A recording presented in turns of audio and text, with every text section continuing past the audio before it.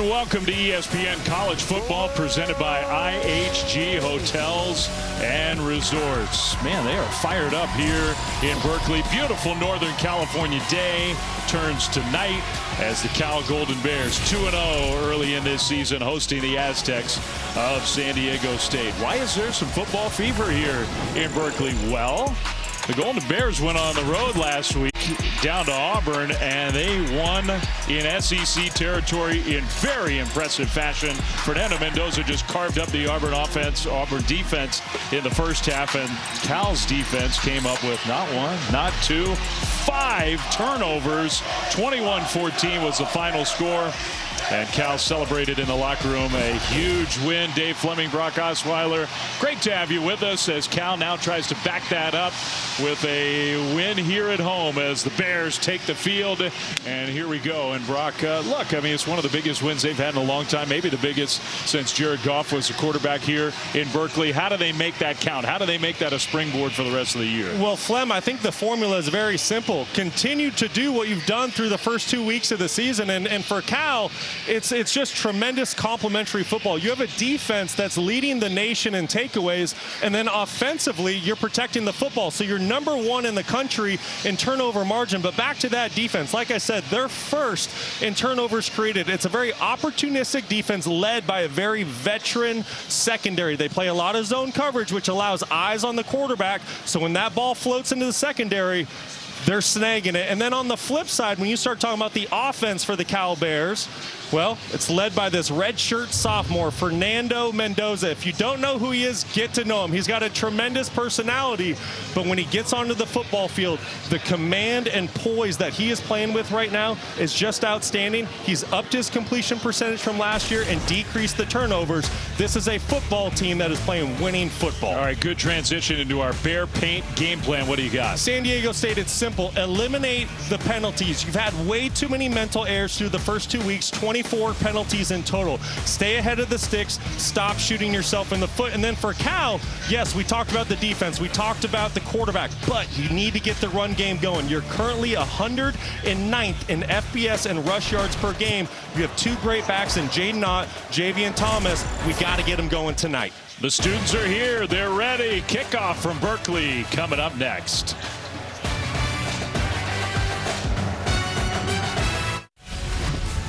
You're watching the ACC on ESPN on this beautiful Northern California night. We're in Berkeley for Cal and San Diego State. Well, we were a little Cal heavy in our open tonight, so Stormy Bonatoni down on the field. How about some San Diego State stuff before we start? Dave, I got you. And we know San Diego State has had a rich tradition of stud running backs for years. This season is no different with Marquez Cooper toting the rock. He's the active career leading rusher in all of FBS. And this young offense is going to rely on him that much more tonight as they're out their starting running back, Danny O'Neal, with a left leg injury he sustained at Oregon State last week. He will be on the sideline, but in his place on the field, redshirt freshman Javance Tupuata Johnson making his first career start. And what he hopes is a positive homecoming. He's a local Oakland kid, guys, born 6 miles away from Cal Memorial Stadium.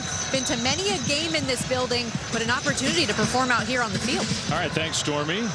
Brand new quarterback for the Aztecs. Nowhere to go but up for their offense after last week. Sean Lewis, known for his offense in his career. First-year head coach down in San Diego, and hoping to get this program back to where it was. This is a very proud football program. A fair catch signal made, and so the Cal Bears, who won the toss, they want the ball. Their offense will come on the field. Fernando Mendoza, Brock, you said it last week. How good was he? Well, he couldn't have played any better, and he really took the job. You know, he was really battling for the starting job throughout fall camp, and he went and won it last week. He was 19 of 21 in the first half for over 200 yards, 2 touchdowns alone. Did everything he needed to do to put his football team in position to win that football game. But the thing that really stood out to me was his command and poise and that calm demeanor under pressure. A lot of talk from him this week about not being satisfied with one major victory, with backing that up with an even better performance here tonight. It is notable, I think, it's Jet Thomas, Javian Thomas, who is going to start in the backfield, not Jaden Knott, who clearly looked less than 100% last week in that win at Auburn. Receiver in motion and a play fake on first down, and Mendoza goes down right away. San Diego State blitzes the linebacker. Tano Latuli with the sack. Well, this was an area that Cal struggled in last week in the second half, and that's when Auburn would bring pressure from the second level. San Diego State, first play of the game, dialing up pressure from that linebacker position. Latuli coming scot-free for the sack on the opening play of the game. Well, that's an inauspicious start for Cal. A loss of 7. 2nd and 17. This pass is right there on target for a nice completion to Jonathan Brady, who's a newcomer, a transfer from New Mexico State. He played well at Auburn. He played fantastic. 4 catches for 63 yards, and he's really become a go-to target, almost like a security blanket for Fernando Mendoza in the slot for the Cal Bears. So they got 10 yards on that play to set up 3rd and 7. First drive of the game. Mendoza's got time across the middle, and that was, I think, a miscommunication. He had 2 receivers there. Both of them might have been open. Instead, it's 4th down. Yeah, Fernando was trying to hit number 83, Tron Gazelle, right down the middle of the field, and it looked like Fernando thought he was going to try to put it on Tron's back shoulder. Tron saw middle of field open. He was trying to take the entire field, and that was one that he wanted his quarterback to throw up over the top. So a 3 and out for the Cal offense. And a guy who was one of their most valuable players last week, their punter, Lachlan Wilson. He had a great game at Auburn. Some pressure on that punt, and so he did well just to get it off, and with the bounce, it turns into a pretty good punt. But the Aztecs will have decent field position with their offense coming on the field for the first time tonight. And needing a spark, needing something a little different. And you heard Stormy talk about the injury to Danny O'Neal. So the injury is the reason for the change. But Javance Tupuola Johnson, who was born just a few miles from Cal Memorial Stadium, is going to get his first start of his career. And what a test it's going to be. You just mentioned it. First career start going against the defense that's first in the nation in creating takeaways. He's never thrown a pass as a college player. He's going to hand the ball off. Left side run on first down, and a nice positive run. Marquez Cooper gains 5. The active leading rusher in FBS football. Marquez Cooper's got 3 consecutive 1,000-yard seasons going. And Marquez is someone that San Diego State's really going to have to get going early on in this football game. Something that's been a big emphasis coming from Sean Lewis. He'll get a carry right side on second down, and he had a hole, and he will get the first down. So 2 running plays, and he's still not down. All the way out outside the 45, and he's still going. What an effort from Cooper there. How many extra yards did he get? He ends up getting 10. Well, there's a reason why he's the active leader in the entire country for rushing yards. He never gives up on a play. He's going to fight for every extra yard he can get. That was pretty impressive. So the first down of the game, the play fake and a rollout, and the quarterback is stumbling forward. So Tupuola Johnson gets a few positive yards. He's a big athletic guy. Yeah, certainly. He just put it on display there, but I love what Sean Lewis called for him early in this football game.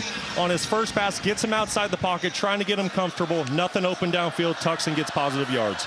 So second down over the top along the sideline, and that one is incomplete. Intended for Polk. Jay-Sean Polk, covered by Craig Woodson, the safety. So if this is the first time you've watched San Diego State and Sean Lewis run his offense this season, you've already learned they like to play fast. In fact, Sean Lewis has on all of his social media, it says, life is too short to huddle. This is an offense that wants to play as fast as humanly possible. He's a fast talker, too, isn't he? Yeah, I think there's a lot of caffeine running through those veins during the day. It's almost like the whole system permeates his being. He is moving at a high speed at all times. Play clock is winding down, though, here. And San Diego State has 2, has 1. They get the ball snapped, and they hand it off to Cooper straight ahead. And Cooper with another tough run. He got close. And he got 2 or 3 extra yards after he first got hit. It's going to be 4th down and about a yard. Let's see what San Diego State wants to do. Marquez Cooper, very impressive early on in this football game. You see him signaling, hey, I'm eating. Keep giving me the football. Listen, this Cal defense, they are technically sound, fundamentally sound, led by defensive coordinator Peter Sherman. And Marquez Cooper right now, he's getting a lot of extra yards after contact. Sean Lewis was almost like he wanted to come in the huddle with his young quarterback. The official got him to the sideline. It's 4th and 1. And flags flying. Penalties on both sides of the field. I think San Diego State moved. That may change the decision here. Number 55, 5-yard penalty, 4th down. So Braden Bryant, the center, called for the penalty. That was one of your keys to the game. Clean up the mistakes. Yeah, you gotta eliminate the unforced errors, and this is something that has just been the Achilles heel of this San Diego State offense this season. 24 penalties already through the first 2 weeks. You saw what just happened that last drive. They are ahead of the sticks. They have a 4th and short. Penalty sets them back. Now they're punting. That's a big penalty. A chance to get a first down. Instead, you give it up. Mikey Matthews signals fair catch, makes the fair catch at the 9. Cal gets the ball when we come back to Berkeley right after this.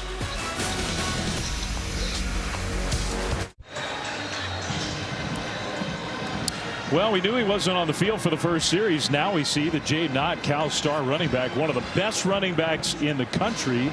He doesn't even have the shoulder pads on. He's not going to play tonight. No, it's clear that he's out now another week. Hurt his ankle 3rd quarter, week 1 against UC Davis. Hasn't been right since. Tried to go last week against Auburn, started the game, but had minimal carries and took himself out of the ball game. And Cal's a little beat up on offense. 2 top wide receivers, couple starting offensive linemen, and Jade Knott not playing tonight. Here in Berkeley, handoff left side. Thomas, nice run. Penalty flag though. So this one might be coming back. Javian Thomas was excellent at Auburn last week, game 7, but the flag I think is going against Cal. Holding. Offense, number 76. The penalty is half the distance to the goal. It's still first down. Bastian Swinney, who these days is the center. Cal's done a lot of shuffling on the offensive line. He's the guy who got called for the penalty. Yeah, a lot of moving parts. You know, started fall camp as a backup right guard, then started the season at right guard, has been moved over to center. A lot of moving parts on that front. Throw and a quick hitter out to the 10. Gain of 5, caught by Maven Anderson. Chris Johnson with good coverage there. San Diego State made a point of spotlighting him this week as a young guy who is emerging. Yeah, certainly coming on very strong. When you talk to the coaching staff, said, you know, had one of the best fall camps out of anybody on their defense. You can see why at 6 foot, 185 pounds, and had career highs in tackles last week against Oregon State. They have a history in the last many years of defensive standouts in this program. Swing pass, Thomas with the catch, but he's hit immediately and driven backwards. He will get 3 yards, but there's Latuli, who had the sack on the first play of scrimmage of the game with another nice tackle. That's a great play by Latuli. At the initial start of the play, he was out leveraged by the running back to the flat, but he made up with it for his speed. When you talk to the coaching staff, you want to hear a staff rant and rave about a defensive player. It's sophomore Latuli, and you're going to see why as this game unfolds tonight. So 3rd down and 6 for Cal. San Diego State showing some pressure. We'll see if they bring pressure.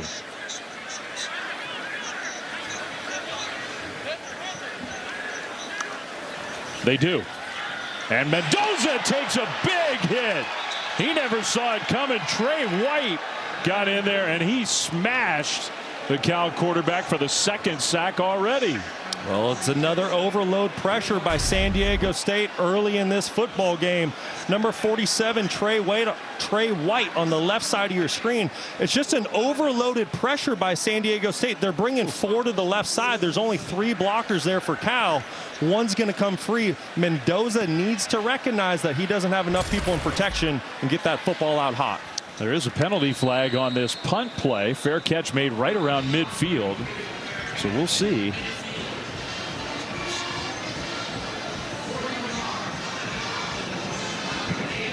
There's a Mountain West officiating crew tonight.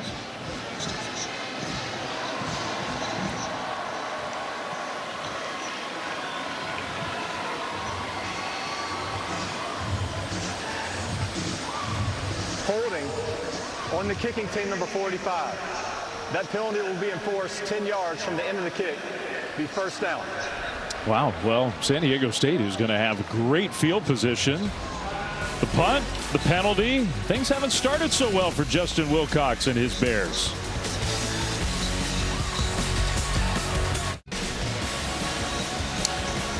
Well, the last time these two teams met, Donnell Pumphrey passed Marshall Faulk as the all-time San Diego State rushing leader with a monster game, career-high 281 yards.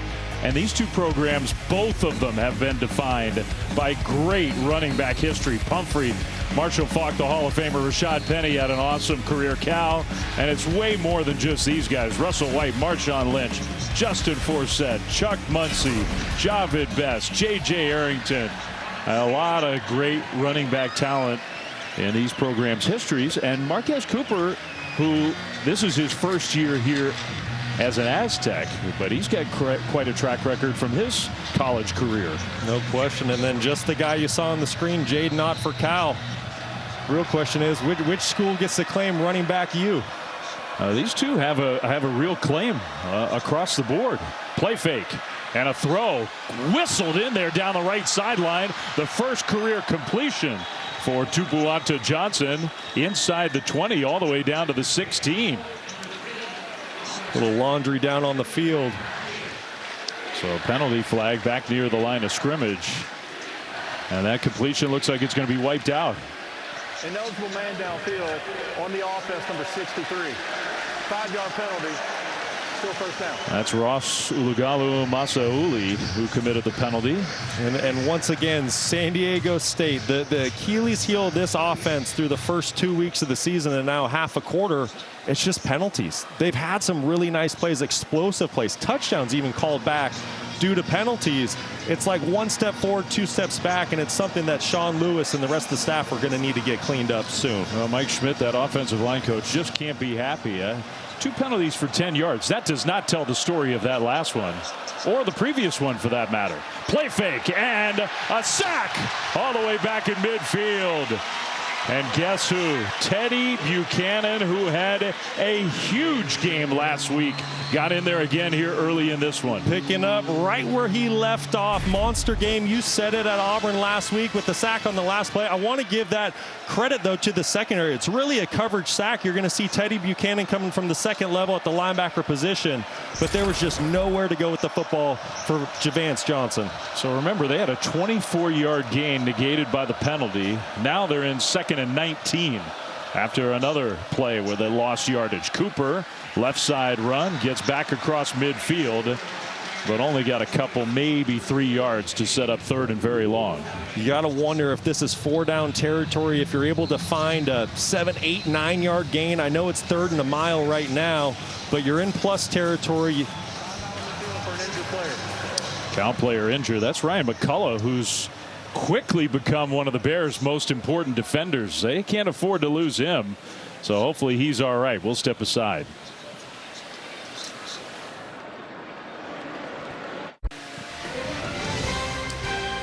Well, next Saturday night, 7:30 Eastern, number 7 Tennessee looking impressive again, squaring off against number 15 Oklahoma on ABC. You can find it and other live sports with Where to Watch only on the ESPN app and ESPN.com, the ultimate viewing guide to live sports. Ryan McCullough, sophomore, has been playing really well for Cal. He got up, walked off the field, didn't look all that happy, headed towards the injury tent. Just a quick look at what happened to McCullough on that last play. Well, Flem, you said it. He's been playing great, and there you see a shot to his knee. It's a legal hit. You hope he's okay, because he's been paramount to this defense early on in the season. That may be why he was a little cranky. He's standing next to Reese. A screen play set up on 3rd and very long. And San Diego State, give them credit. They get inside the 40, down to the 36. A gain of 11. That was Jude Wolfe. Yeah, and there's going to be no hesitation here. I think San Diego State's going for it. They're playing with a backup kicker tonight. At this distance, a punt does you no good. You might as well go for it and try to get a fresh set of downs. Yeah, their primary place kicker did not make the trip. He's not here. So 4th down and 6 for the freshman quarterback. Pressure was picked up. The throw and a catch for a first down. What a catch by Nate Bennett. What an incredible catch, but the block by Marquez Cooper, the star running back for San Diego State, is what allows the quarterback to get that throw off. And here's the very quick tempo, but the whistles blow and the play is stopped. Prior to the snap, the previous play is under review. Okay, so they're going to review that last play before San Diego State. Maybe they knew that it was iffy, and so they decided to snap it as quickly as possible. Yeah, usually a coach, you know, he's got assistants in the booth looking for that, but I want to go back, watch right in the middle of your screen. Big time block by Cooper on Teddy Buchanan, the linebacker, and then you see Nate Bennett going in. A lot of big time football happening there on that play. Nate Bennett stretching to make the catch. That looks like a clear-cut catch. I'm assuming the review is probably for targeting at this point. Yeah, usually you're really supposed to announce that when you make that review announcement. The referee did not do that, but I think you're right. They're looking at targeting. Cal is already missing one of his top DBs, Marcus Harris, for this first half because he got called for targeting in the second half at Auburn. Well, and what a loss if this is in the end targeting. What a loss that'll be for Cal. That's Craig Woodson coming in delivering the blow, the fifth-year senior safety. He's really the heartbeat and leader of this defense, communicates on the back end, does it all. And from these initial views, you know, this is certainly a defenseless player. There's an indicator with the shoulder, and there's contact to the head and neck area. So to me, this clearly defines targeting. And it's just unfortunate because you see Woodson, the safety, trying to get out of the way, trying to give a proper tackle, and sometimes a football play just happens and there's nothing you can do about it. The only question is, did the contact come to the shoulder there and actually avoid the helmet or the head and neck area? That's a great point, Flem. If the initial contact is to the shoulder, then it would not be targeting after all. Let's get back to that throw, though. You're talking about a quarterback making his first career start on the road against arguably one of the best defenses in the entire country, and he just threw an absolute dime there on fourth down to get his team a first down. So it's a big-time throw and catch by the young signal caller. Just his second career completion. He'd never thrown a pass before tonight. He'd taken a couple snaps, scrambled one time, but otherwise this basically is a kid who's playing for the first time in his college career after redshirting last year. We're waiting the ruling from the replay officials on the potential targeting. It was not called targeting on the field, but they stopped play to review up in the booth. You see Justin Wilcox, head coach for Cal, starting to run down towards the head official. I think he wants an explanation on this one. After review, there is targeting on the play. Number 2 of the defense has been disqualified. The penalty will be half the distance from the goal from the end of the run, and a first down for San Diego State. Ooh. I mean, Cal they were already cranky about what happened last week. And now one of their most important players is out for the rest of the game. Listen, a huge loss for the Cal Bears, and I understand Justin Wilcox's frustration. I don't think it was a dirty play or intentional by Craig Woodson. I really do think he tried getting out of the way. It was just a football play, and you said it, Flem. Marcus Harris, a starting corner, he's out the first half of this game because of a targeting foul called on him last week in the second half versus Auburn. Just really unfortunate for the Cal Bears. Yeah, you watch that replay too. I don't know that the contact really came to the head, and it came close, but he definitely clipped his shoulder. That was borderline. So Cal down Harris, now down Woodson, and San Diego State is on the verge of taking a lead. They did not score a point last week. Cooper gets the carry left side, and he gets stuffed for maybe a yard. I'd expect Cal to bring some pressure down here in the red zone. Test the young quarterback, see how well he knows his offense. Does he know where his outlet is? Does he know what to do against a blitz zero situation? That's the targeting bench over there for Cal. Scramble left side, and a good tackle by the middle linebacker. Another star on this side of the ball for Cal, Cade Uluave. Complete star, freshman All-American a season ago. You want to talk about a linebacker that plays with his hair on fire, just a very instinctive player. Talking to the coaching staff, they said, listen, we just need to tell him where to line up and then let him go to work. He is a fantastic football player. So big play here on both sides. Remember, San Diego State, they have a kicker who Nick Lopez has kicked before, but he's their backup. Peter Sermon's defense trying to, at worst, force a kick. Pressure comes, picked up again, throw toward the end zone, and knocked away and almost intercepted. Incomplete. Noel Williams, he's the ball hawk back there, intended for Lewis Brown. Yes, he is. And I tell you what, if I'm playing quarterback, I am not testing Noel Williams in a man-to-man situation. He leads the nation in pass breakups, and he's tied for first on interceptions for the season. Just a great job. I love the quarterback. Listen, the young kid gave his wide receiver a chance to make a play, but Noel Williams did a great job in coverage. So now Nick Lopez, he's the place kicker tonight. As the backup, he started his career at Cal. Field goal try is up, and it is good. So San Diego State, they didn't score all last week, and they take a 3-0 lead here on the road in Berkeley. Yeah, and in a lot of ways, they've been in complete control of this football game, minus a couple penalties. San Diego State, they came up to Berkeley tonight, and they showed up. Only 29 yards, but an 8-play drive, and for the young freshman quarterback, he made some things happen there. He really did, and you know what? I'm impressed. Like his poise, you're talking about a first career start. I've said it a couple times in the broadcast, going against the defense that leads the country in takeaways, and he looks unfazed. He does. Well, how about taking a look at this week's college football rankings brought to you by Goodyear? I have a feeling it's going to be a hard year to predict in college football. Now, look at that top line. Georgia and Kentucky, they're playing right now. It's a 1-point game late in the fourth quarter. Talk about a battle. And how about Kentucky bouncing back? Tough loss last week, got blown out at home, but they're bringing the fight to Georgia tonight. Otherwise, everybody else in that top 10. Missouri, big win at home over Boston College. Boston College looking scrappy this year. They have a great quarterback.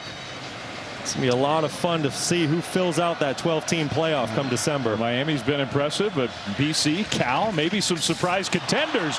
Fair catch, and it ricocheted ahead. Man, Cal right now a little sloppy in this first quarter. They do get the ball back, though. Let's check in studio with Matt Berry. Gentlemen, good evening. Time now for your AT&T studio update. You had just mentioned Georgia and Kentucky. This is Brandon Robinson, made it 13-9 at that point, Dogs. Kentucky tacked on a field goal. It is 13-12 late fourth quarter on ABC.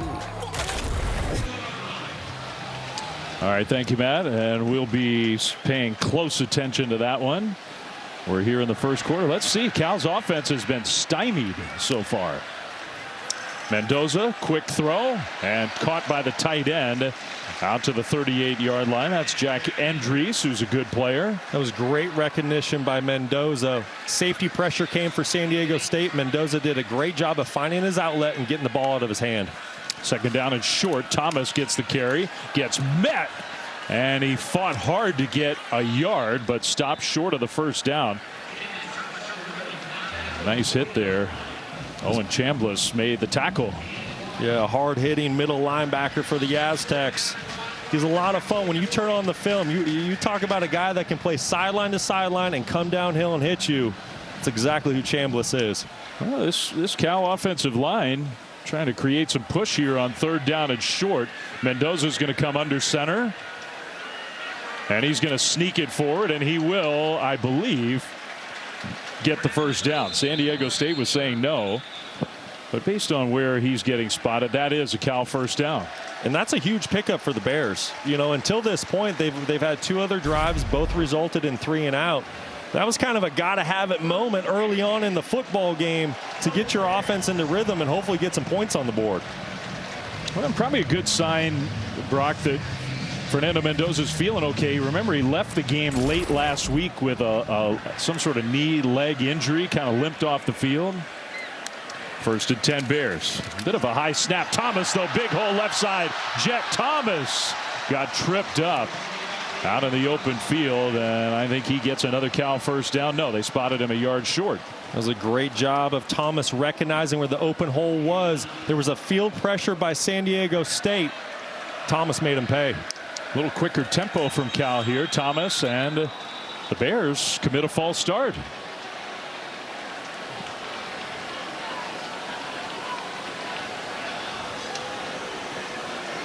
Tell you what, Cal has not come out looking real sharp here. No, a little asleep at the wheel, a little hungover from the big victory down in Auburn last week. You know, this is not the Cal that we expected to see tonight. As we talked to the coaching staff, as we talked to the players this week, it really sounded like, you know, listen, they turned the page. They were hungry. They had a great week of practice, but it's been sloppy early on. So far, it really does not look like that. That's already the 4th penalty in this first quarter. They've had some missed assignments. Thomas, left side run. Nice blocking. Thomas! There he goes down the sideline. Turns on the Jets. And tripped up around the 20. A big gain. Eric Butler saved the touchdown. Great execution by the Cal offensive line. You're going to see a couple pullers on this play. Get out in front. The tight end did a tremendous job of sealing off the edge, and then Jet Thomas does the rest with his speed. Somebody that put on 15 pounds of muscle in the offseason because he wanted to be able to be an every down back, and he said he didn't lose any of his speed with that extra weight. Gets the ball again, and Javian Thomas is getting yards in big chunks now. Stopped short of a first down after 37 yards. He gets 9 more here. It's second down. Well, no, I think they just spotted him a first down. At first they put the ball down short. Now they say it's first and goal. They did. Great run by Thomas once again. He's running inspired. With Jaden Ott on the sideline, starting running back for the Cal Bears, Thomas is making the most of his opportunities. So first and goal, Cal. Mendoza keeps it. Fernando Mendoza walks in. Touchdown. That was a good decision by the quarterback. Not known for his legs, but he gets the rushing touchdown, and Cal's on the board.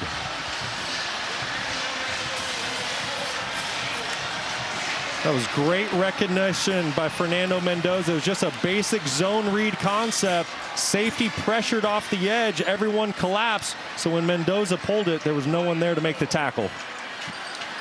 Extra point. Up and through.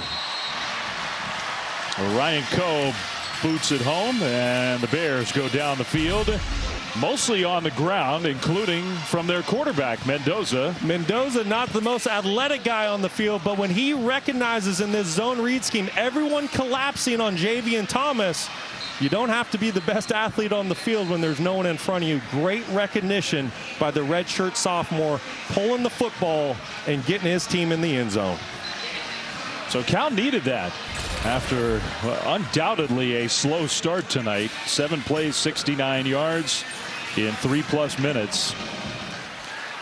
In a lot of ways, that felt like a gotta-have-it drive early on in the football game for Cal. They were kind of stuck in neutral, and sometimes you need that 4th down conversion, need that first touchdown to pop the car into gear and get going. You had penalties, you had the targeting, one of your leaders out of the game for the rest of the night. Almost a turnover on the kickoff, then a false start. It was looking a little ugly there for a minute. But Justin Wilcox's team with a physical drive, 6 runs to finish off that touchdown march. Cal hasn't been 3-0 in 5 years, so looking for their first 3-0 start in a while.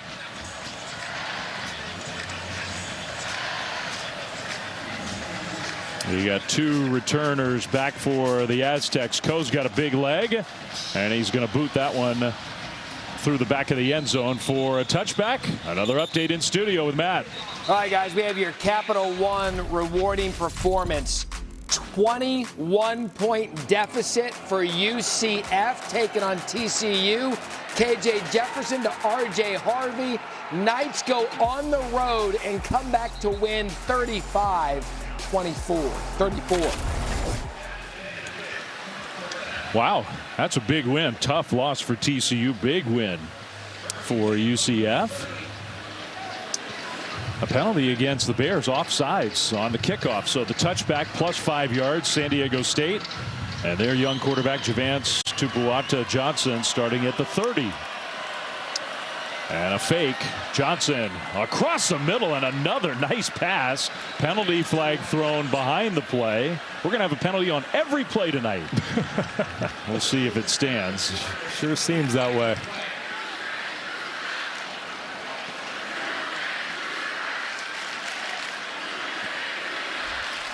An eligible man downfield on the offense, number 63. 5-yard penalty. First down. Yeah, that's on right guard Mesa Uli, and it's just so hard for an offensive line when the majority of your system. Okay, we take it back, Ross. It's on the center, Braden Bryant, but it's so difficult for an offensive line when your system is a run-pass option scheme, and that's what this is. So the offensive line, they don't know, hey, did the quarterback hand off the ball or is he throwing it? Very difficult for that front. A wide open space in front of Johnson, and he gets tackled out in the open field, but got a chunk back. Teddy Buchanan got him to the ground, but that's a gain of 13. And going back to the foul, you have to go 3 yards beyond the line of scrimmage. So there's a decent grace period there for an offensive line. Second one the Aztecs have been called for. Quick snap. Cooper runs it left side and got close. They started at the 30. He got to the 40. That's an Aztecs first down. Well, if you're an Aztec fan, that's a great sign to be able to overcome that penalty.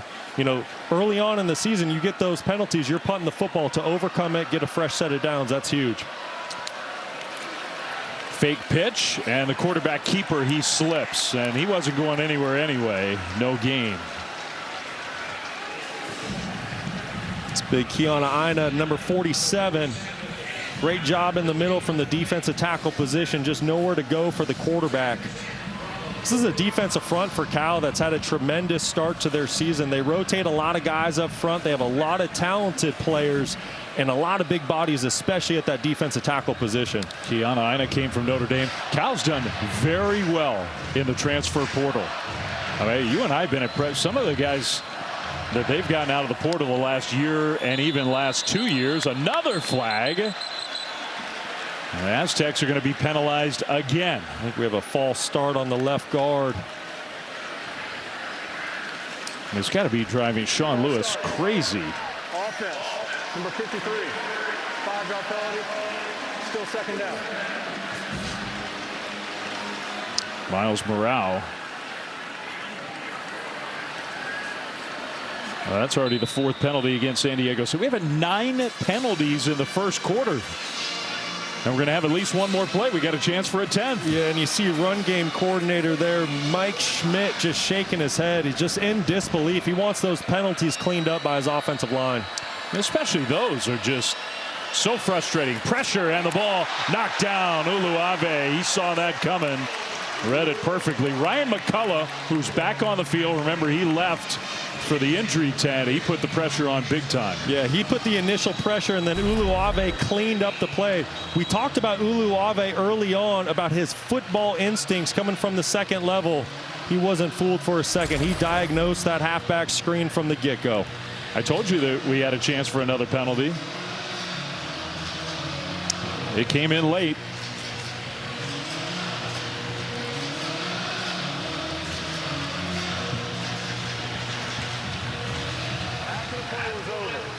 Unsportsmanlike conduct on the offense, number 15, for making a vulgar gesture to the Cal bench. That is a 15-yard penalty. It'll be third down. That was a vivid explanation. Foul for disqualification. Well, Marquez Cooper gets called for the unsportsmanlike 15-yard penalty.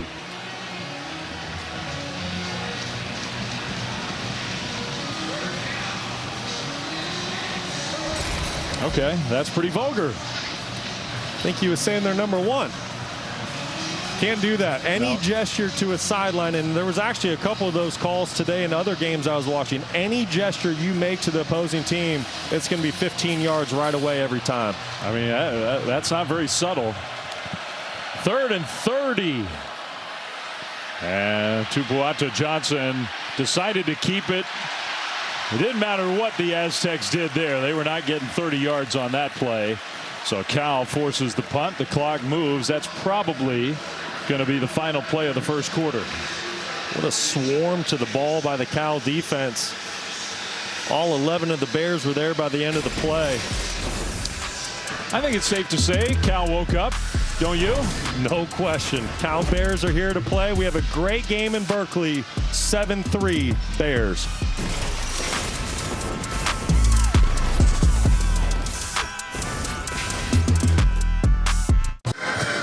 Coach, you called penalties drive killers. It seems like they're doing that again here. What will it take to clean those things up? We're just going to have great personal discipline, right? Great self-discipline to control our emotions in the moment while we're competing at a high level. What do you need to see from your defense? I mean, they're doing a great job settling in. We just got to respond here and be in our pitch properly. Thanks, Coach. Yep. I told you he talked fast. Yeah, he can get out a lot of words in a very short amount of time. But I feel his frustration. His team does need to be more disciplined. Too many penalties have just hurt them. And we're going to talk about him, too, as we go along. He's got a good chance to get this thing going again at San Diego State. He is a very talented offensive coach. Cal forces the punt. That's the first play of the second quarter. So now the Bears offense back on the field. And guess what? There's a penalty flag. Don't say it's so, Flem. During the kick, kicking team player number 1 ran out of bounds on his own and came back onto the field. That 5-yard penalty will be added on to the end of the return. First down. If you get shoved out, you're allowed to get yourself back in. But if you just run out on your own, you can't do that. That's correct. That's correct. Otherwise, advantage would go to the outside gunner. You know, we're not being hard on the officials. They're calling the game the proper way. It's just both teams tonight a little bit sloppy early on in this football game. So the Cal offense starts at the 35 after that penalty against Chris Johnson. It was the running game that got Cal going last time they had the ball. Javier Thomas from McClymonds High School just down the road in Oakland will take the handoff on first down, and that time well defended by the Aztecs. He got a yard. A great job by San Diego State setting the edge early on in that play from the defensive end position, and then linebackers filling in from the second level. Nowhere to run the football for Thomas. Yeah, Kyle Moretti, and look, he made the tackle. He made a good tackle. He gets credit, but you're right. It's not always just the tackler who makes the play. Man in motion for Cal. Mendoza is going to hand it off again. Thomas straight ahead, spins away from the first would-be tackler and got out to the 40. A gain of 4. It's going to be 3rd and 5. It was 96 Ryan Henderson who had the initial contact on Thomas, but we said it earlier on in the broadcast, Thomas put on 15 pounds of muscle in the offseason so he could run through arm tackles just like that. Cal's got that great history. We've already talked about it in the running back room over many, many years here. Tell you what, he's got a chance to be a really good player. Cal struggled with pressure early on in this game. I'd expect San Diego State to bring extra pressure. Here comes a rusher up the middle. Mendoza is going to try to run. Penalty flag thrown. Mendoza, huge gain down the left side. And Mendoza goes out of bounds at the Aztecs 20. But this one's coming back. It's going to be holding on left guard Rush Reimer. And Mendoza's just now realizing. Offense number 63. 10-yard play from the previous spot. 3rd down. We're on pace to set some records tonight. Well, I mentioned it right before the play. I was expecting San Diego State to bring pressure from the second level, and they do. Right from the middle of your screen, 58 Cody Moon. Reimer's a bit late to slide over, so he reaches out outside the framework. It's going to be an easy call for the officials every time, and it waves off a first down for the Cal Bears. Yeah, clear hold, and the gain wouldn't have happened without the hold. 6 penalties on both sides. We're only a handful of plays into the second quarter.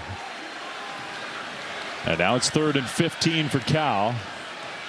You expect more pressure again? I don't here. Just a 4-man rush. Mendoza zips one there, and it's caught. The tackle immediately, we'll see where they spot. I think the spot is enough for a first down. Pretty generous spot there. And Isaiah Hunter, who had a big game, the redshirt freshman down at Auburn with his first catch of the night. Boy, that's going to be really close. They gave him the first down. If I'm San Diego State, I'm going to look at this one right away and consider challenging. But nevertheless, great throw by Fernando Mendoza and catch by Isaiah Hunter. San Diego State doing a simulated blitz, showing they were going to bring extra pressure, dropping out into zone coverage. Mendoza finding the soft spot and delivering the football to Hunter. And it's good analysis. All that's true. But I do think when you watch that, and San Diego State's going to, no, Cal's calling a timeout. Huh. That was a very friendly spot for the Bears to get the first down. Timeout on the field. Back to Berkeley right after this.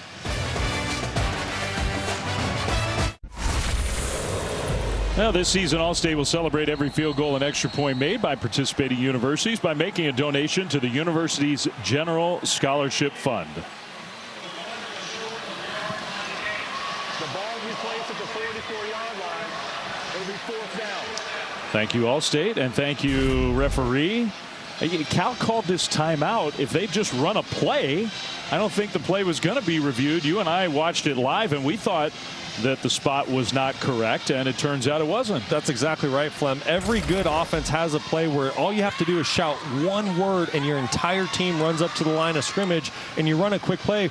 If you have a reviewable play like that, that's in question. The fact that Justin Wilcox took a timeout, he gave an early Christmas present to San Diego State. He really did. So now Cal has to figure out, they just heard that announcement, and they got to figure out, are we going for it? Looks like they are. They're trying to see the spot. TJ Bollers, who's a defensive tackle for the second time in this game, he comes in as like an extra blocking tight end. Mendoza is going to hand it off, and a run push. Close, real close. This is going to depend where that side judge is coming in. I don't think the spot is going to give Cal a first down. I think you're right, Flem. I think Cal's short. What a stop by the San Diego State Aztecs in that defensive front. That's a turnover on downs. What a play. Sean Lewis should be fired up. That's a turnover. Well, we mentioned it early in the broadcast. Cal is short 2 starting offensive linemen. And San Diego State just winning the pad level and leverage game there on the 4th down. What a huge stop for the Aztecs early on in this football game.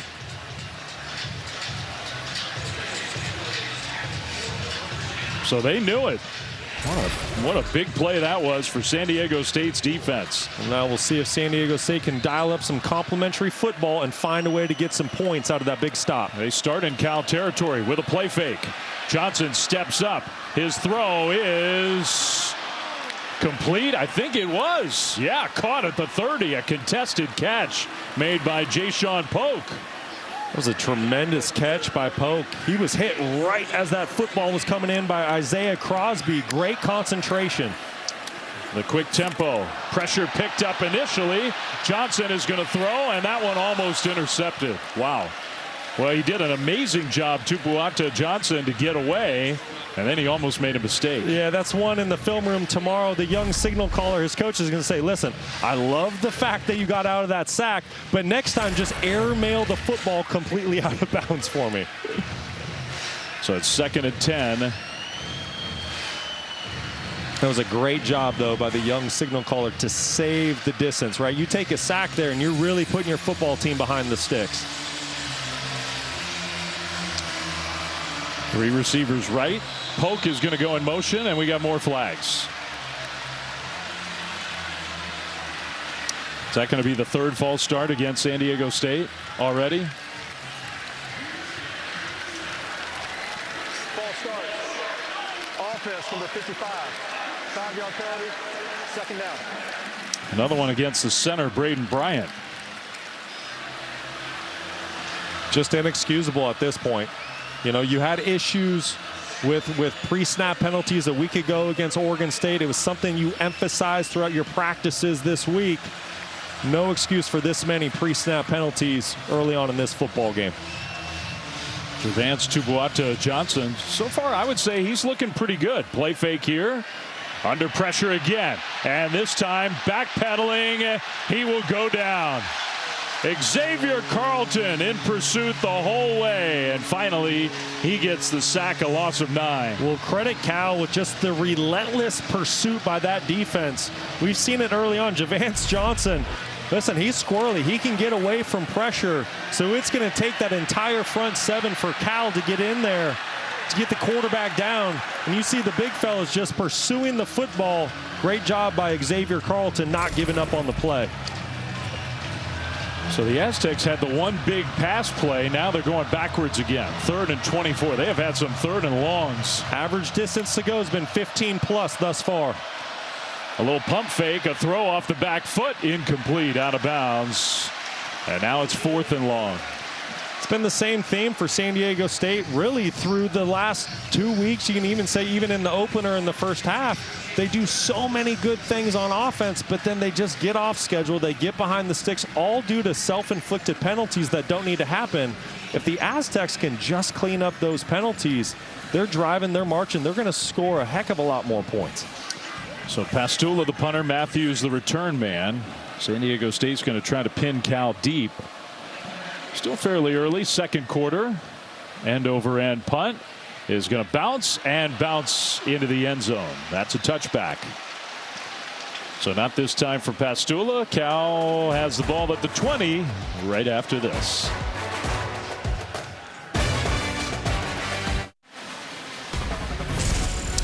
And welcome back to ESPN College Football, presented by IHG Hotels and Resorts, just across the Bay Bridge, not the Golden Gate Bridge. You can take the Golden Gate Bridge from San Francisco to Berkeley, but it's a little out of the way. We're here in Northern California tonight, Bears and the Aztecs. The big news for San Diego State this week really came off the field on Thursday. The Pac-12, which as of right now is just two teams, Washington State, Oregon State, announced the additions of Boise State, Colorado State, Fresno State, and yes, these San Diego State Aztecs, fall of 2026. Now they need 2 other members to join to make that a reality. The Pac-12 has to have 8 by July of 2026 to meet the NCAA conference minimum threshold. There were some comments from athletic directors today that those extra additions are coming and coming quickly, they believe. But it's big news for San Diego State joining Cal's old conference, the Pac-12. Mendoza throws on the move, and a catch by Hunter. Was he down? I thought he was down, and I think he was down. He got up and ran. Gain of 12 on first down for the Bears. Well, it's a great start to the drive for Cal, moving the pocket, moving the launch point for quarterback Fernando Mendoza, and Isaiah Hunter ran a terrific outcut. Play fake, Mendoza throws, and that's a back shoulder throw, knocked away, incomplete. Intended for Hunter again. That was good coverage by Jelani Whitmore. You know, Isaiah Hunter, just a redshirt freshman, but somebody you've really seen his confidence grow week in and week out. I know we're only in week 3, but he got his first career touchdown week 1 against UC Davis, and then he came out and played a phenomenal game. Really led the receiving room for Cal in that road victory at Auburn, and then you see what he can do tonight. Just a fantastic young player that's got a young superstar written all over him. Yeah, 2 touchdowns, some real tough contested catches. He goes in motion here. Mendoza's going to swing it, and it's knocked up in the air. Then Mendoza actually got a hand on it and made sure it hits the turf. Wow, that was dangerous. It'll be third down. I think Trey White's the guy who got a hand up there and knocked it up. It's a great play on the right side of your screen. Trey White, number 47, just showing his athleticism. He's kind of chipped early on, lost his balance, still able to get up and tip the football. And then a heads-up play by quarterback Mendoza, batting that ball down to the ground. Such a young team. He's a sophomore. He's a captain on this team. Their 2 defensive captains are both sophomores. Pressure comes on third down. Mendoza throws, pass caught, and the turn upfield for a Cal first down. That's the tight end Corey Dyches out to midfield. That is fantastic recognition by Fernando Mendoza. He called that casino pressure. 2 linebackers right down the middle, a safety down the middle. Mendoza beating the pressure with his throw. And now Cal going quick tempo. That is not Thomas. That is Kadarius Callaway, who tonight with Ott out is the second tailback for the Bears. He gets 2, maybe 2.5 yards. So Callaway rotating in. Cal into San Diego State territory. The Aztecs are doing what they did last week. It hasn't been pretty, a lot of mistakes, but they kept the game close. It's only 7-3. Play fake over the top and incomplete. Trying to hit Anderson. It'll be third down.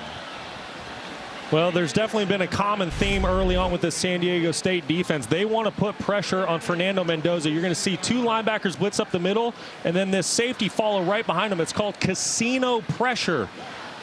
And Mendoza does a great job of recognizing that San Diego State is bringing 1 more than his offensive line and running back can block, and he beats the pressure with the throw.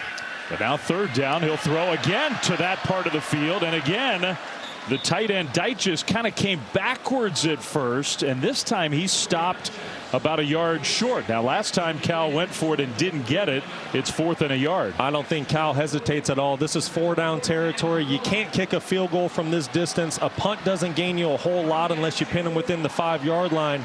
And the way this football game is going, you want to give your offense some confidence. They're driving again. I think this is a great call by Justin Wilcox. And how about this on 4th and 1? Empty backfield for Mendoza.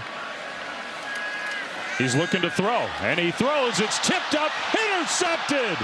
Intercepted, and Latuli with the return, cutting it back middle. Now left sideline. Latuli, touchdown. What a play. 65-yard return. And there's a flag on the field way back near midfield. I think the interception's going to stand. Mendoza's limping. Maybe there was an illegal block during the return. After the interception and during the return, illegal block in the back on San Diego State, number 32. 10-yard penalty from the spot of the foul. Be first down. Well, so it's not a touchdown. It is an interception on 4th and a yard. Cal went empty backfield shotgun, threw the ball, tipped up in the air on the pick. Well, listen, no touchdown for San Diego State, but what a change of events and really a turn in the momentum in the football game. You have Cal driving, getting ready to get a fresh set of downs, and then you have Deshaun McEwen making a great drive on the ball, and then Latuli is there to take advantage of the opportunity. You're going to see the block in the back on the right side of your screen. You know, that's by definition, you know, that is a block in the back by Marlon Lewis, but you can see he was trying to pull up and get away from it. Cooper, first down run for a couple yards. Well, what a stop by San Diego State's defense. So it's still 7-3. Under 8.5 minutes to go until halftime. That's Fernando Mendoza's first interception. Another carry. Cooper gets to midfield.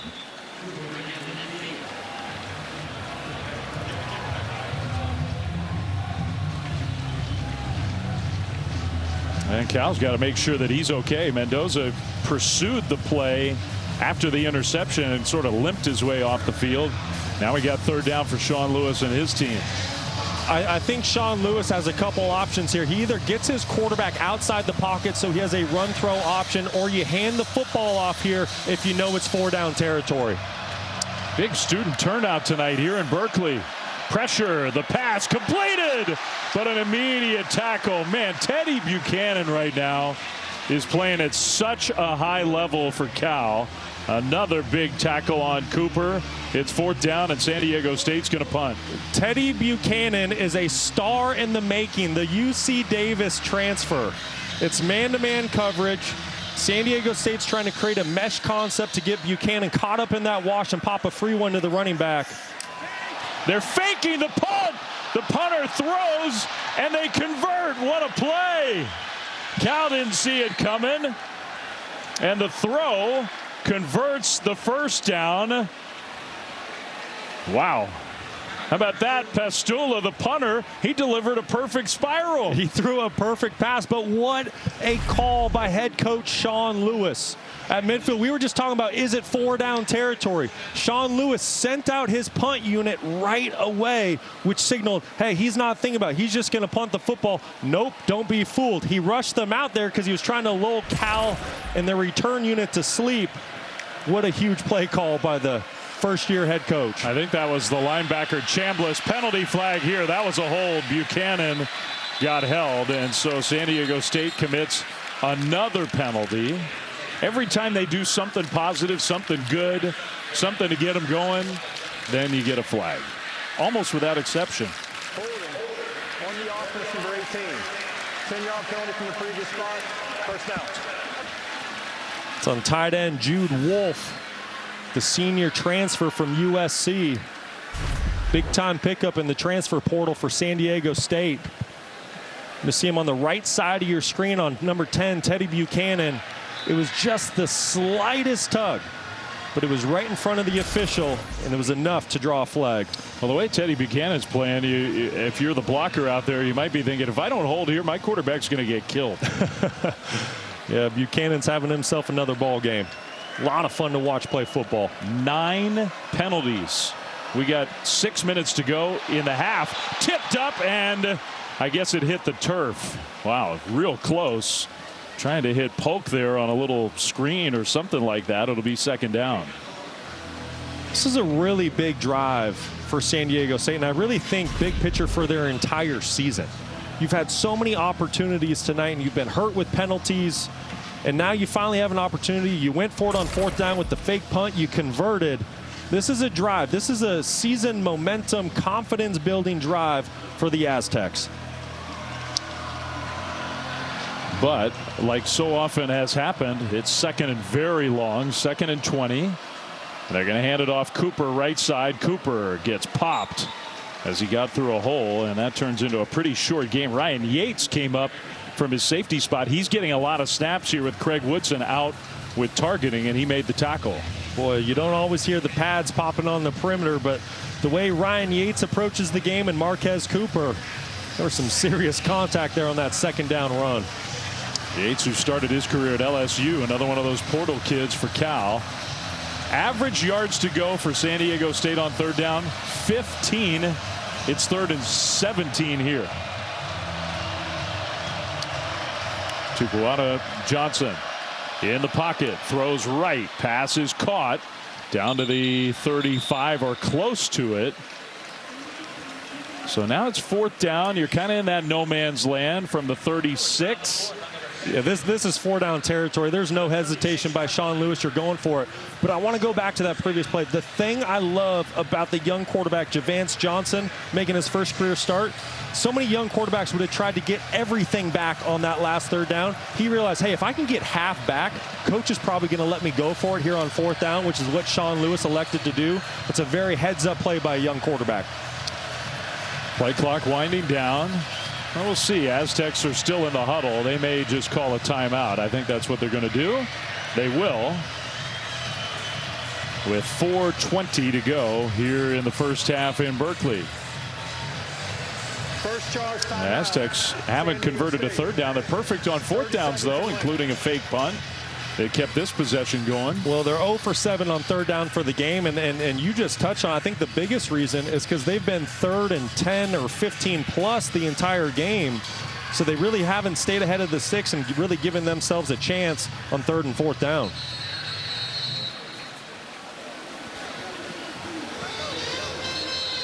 Well, this is a big play. Mendoza and the offense hoping for a chance to come back on the field. Remember, Cal won the toss this week and took the ball. So San Diego State will get the ball at the start of the 2nd half.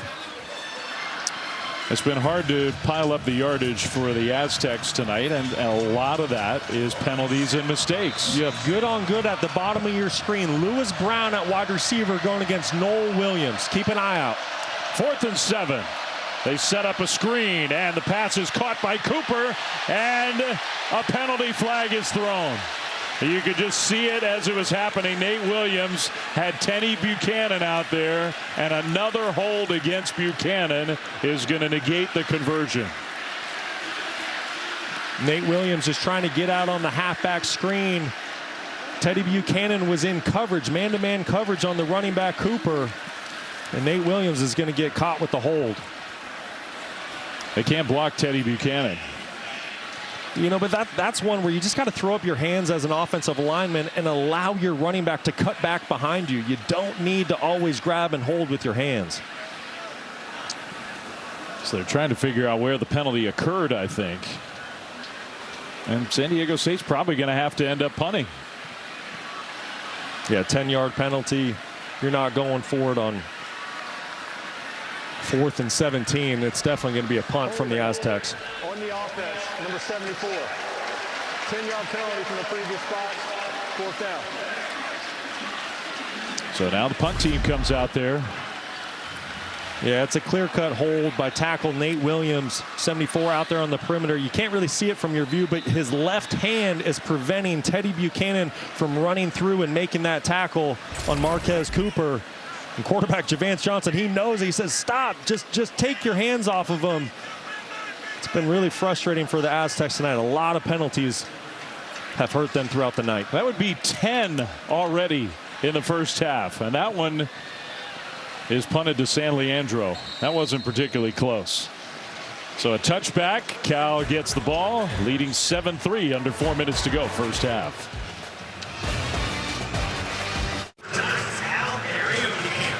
On San Diego State 7-3, and Teddy Buchanan, the UC Davis transfer for Cal, has been all over the football field today, and quite frankly each of the last couple weeks. Defensive coordinator Peter Sermon said after the performance at Auburn last week, he actually put his hand on his shoulder after the game and just told him, you belong. But for as talented and dynamic as Teddy is on the football field, he's also a really amazing artist, guys. He told me he carries a sketchbook with him everywhere, and he's even been commissioned for some of his work. What a talented young man. Thomas on the carry, first down.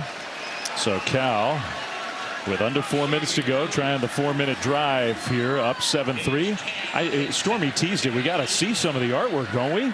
I'm assuming he just draws up like sack dances or how he's going to get to the quarterback. Or Walter White. That's fantastic. That's pretty good. That's talent. That's really cool. Teddy Buchanan. A great story. Thomas on first down, short game.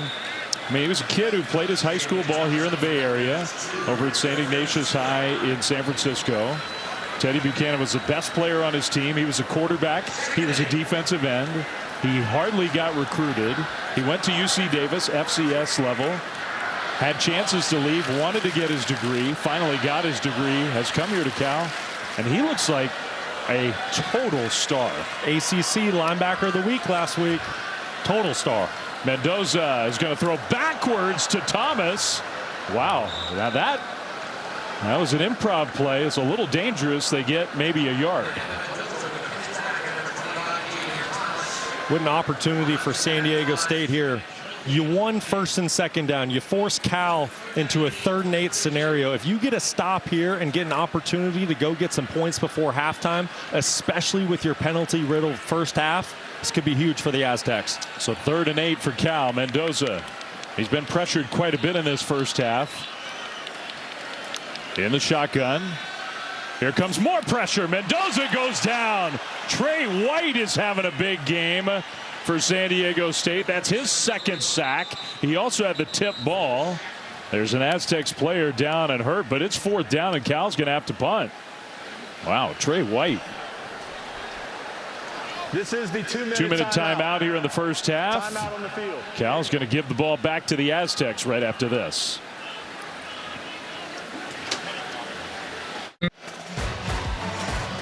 Coming up on the Lexus halftime report, we kind of got an animal theme going. Cats and dogs, tigers roaring, ducks paddling by beavers. I like it. I like themes. A lot to talk about. Our Lexus halftime report. We're here across the Bay Bridge from San Francisco in Berkeley at historic Memorial Stadium, where the Cal offense has just 7 points on the board. And now having to punt the ball back to San Diego State with 2 minutes to go after another Aztec sack.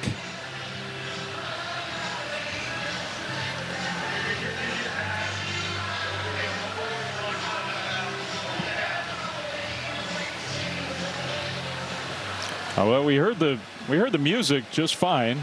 We didn't hear the warning from the referee. Sounded like an unsportsmanlike conduct warning for Cal. Don't throw stuff on the field. High punt, no fair catch, and there should have been a fair catch. Now penalties thrown. 2 of them. I don't know.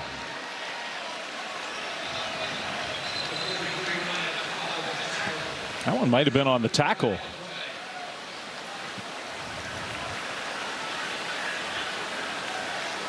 Makai Shaw was the return man. Cal's had 6 penalties. San Diego State's had 10 in the first half. During the return, personal foul, illegal blindside block on the return team, number 22. The penalty is half the distance to the goal from the spot of the foul. It's first down. It's almost impossible to believe how the penalties are piling up for San Diego State. And yet they're right in this game, Brock, because their defense has played so well against Cal. The penalties are, 27 penalties in first halves. This is their third game. I've never seen anything like that. And Sean Lewis, he's owned up to it. He recognizes it and wants to get it fixed. Handoff, Cooper left side, and Cooper bursts through. So the Aztecs might have been content just to kind of play it conservative there, but now, after a big gain across the 25 of 17, now they're going to go quick tempo. That was a fantastic job by left guard 53 Miles Morale, opening up a gaping hole on the left side. The throw is going to go toward the right sideline, and it's caught by Lewis Brown. Short of the first down, so the clock is moving.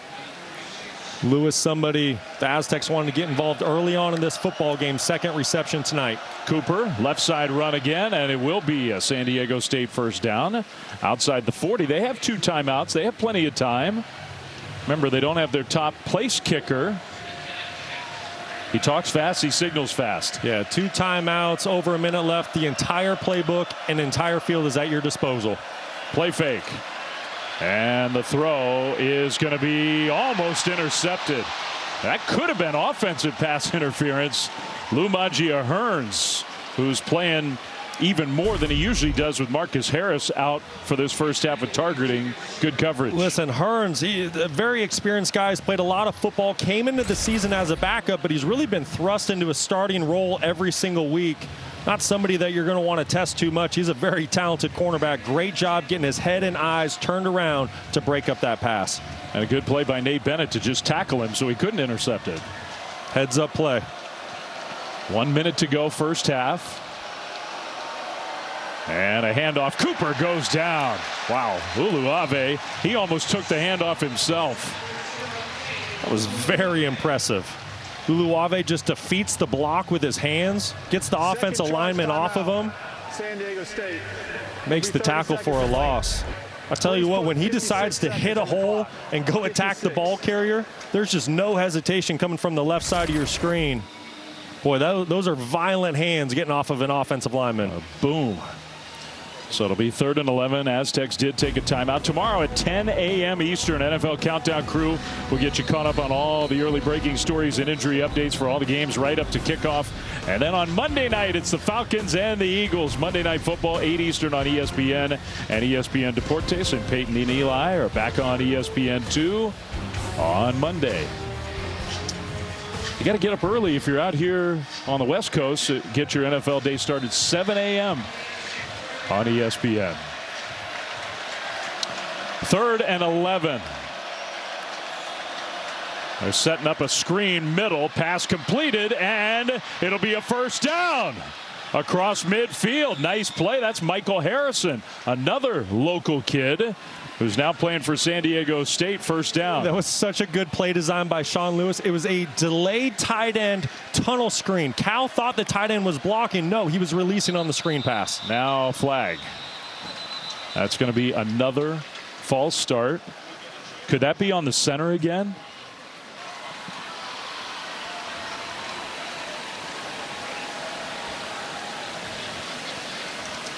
That's the 12th penalty against San Diego State in the first half.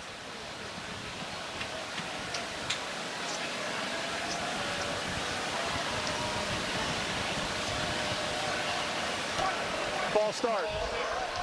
Offense number 53. 5-yard penalty. That foul includes a 10-second runoff. Please set the clock to 31 seconds. And started on my signal. So they could have used a timeout to save those 10 seconds. They didn't. Keep an eye on 87, left side of your screen. Oh, that's the false start play. Yeah. Did they do it again? Now what?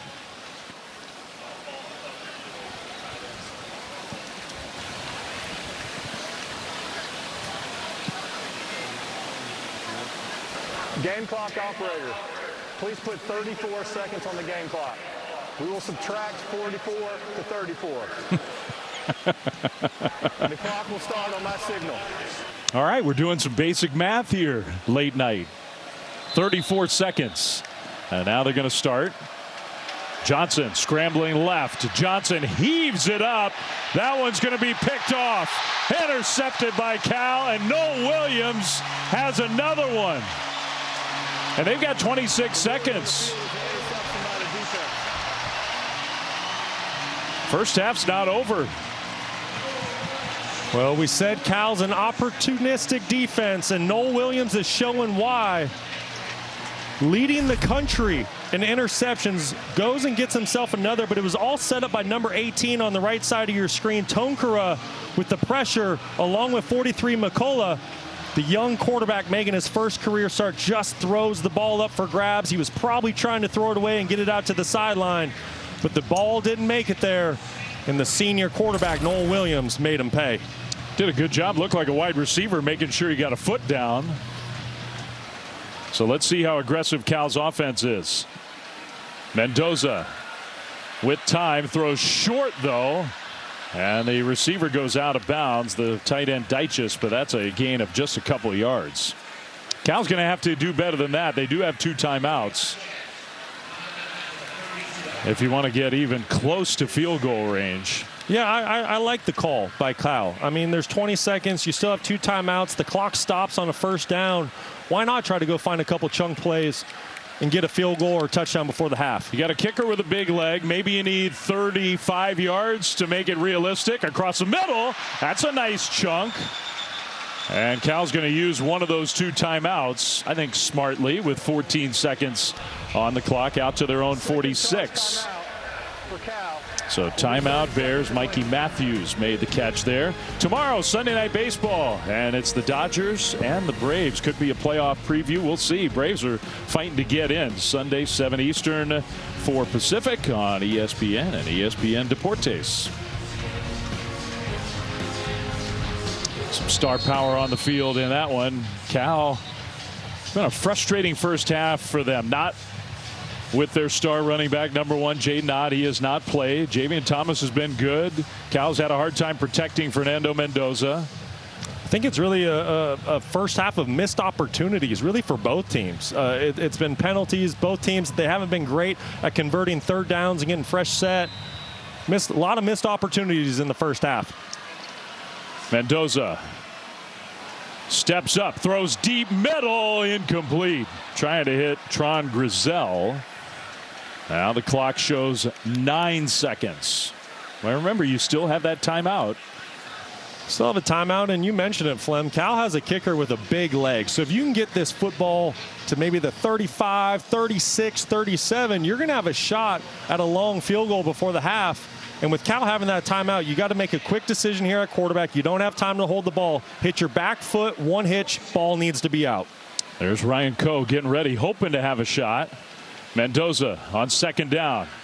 Mendoza throws, and that one incomplete, but 2 penalty flags are thrown. So I think that's going to be a pass interference call. Yeah. Staley.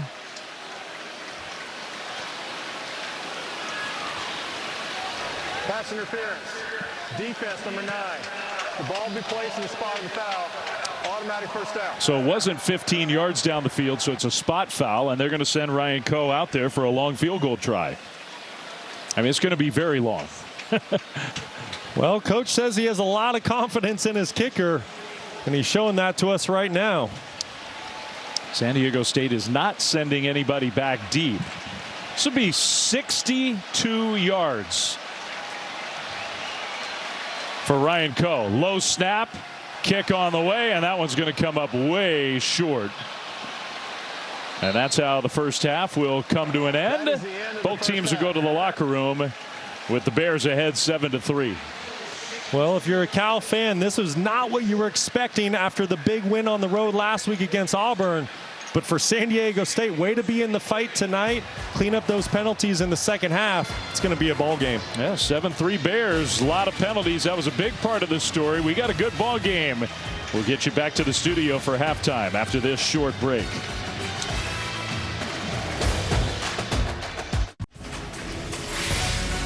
And welcome back to ESPN College Football, presented by IHG Hotels and Resorts.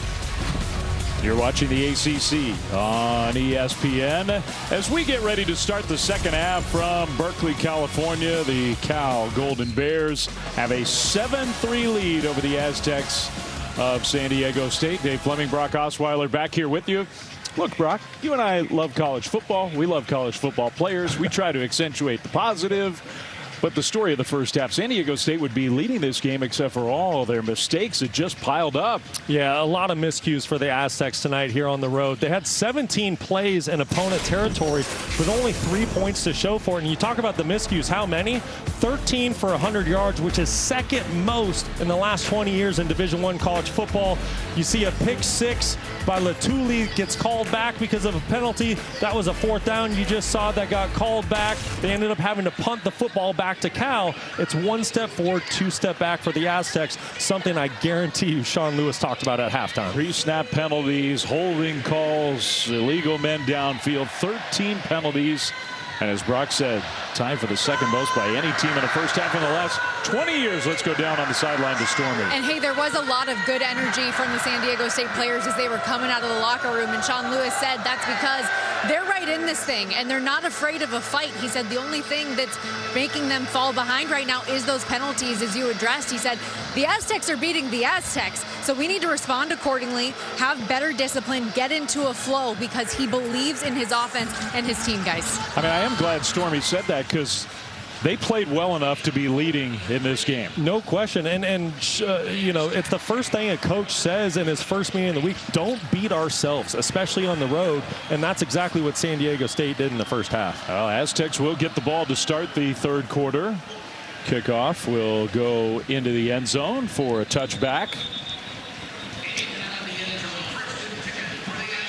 Well, we saw some good things, I thought, from the young freshman quarterback making his first career start on the road against a really good defense. Yeah, listen, he had one big mistake. He got flushed outside the pocket. He was under duress. He kind of threw the football up for grabs towards the sideline. You couldn't tell if he was trying to throw it away or actually make a play.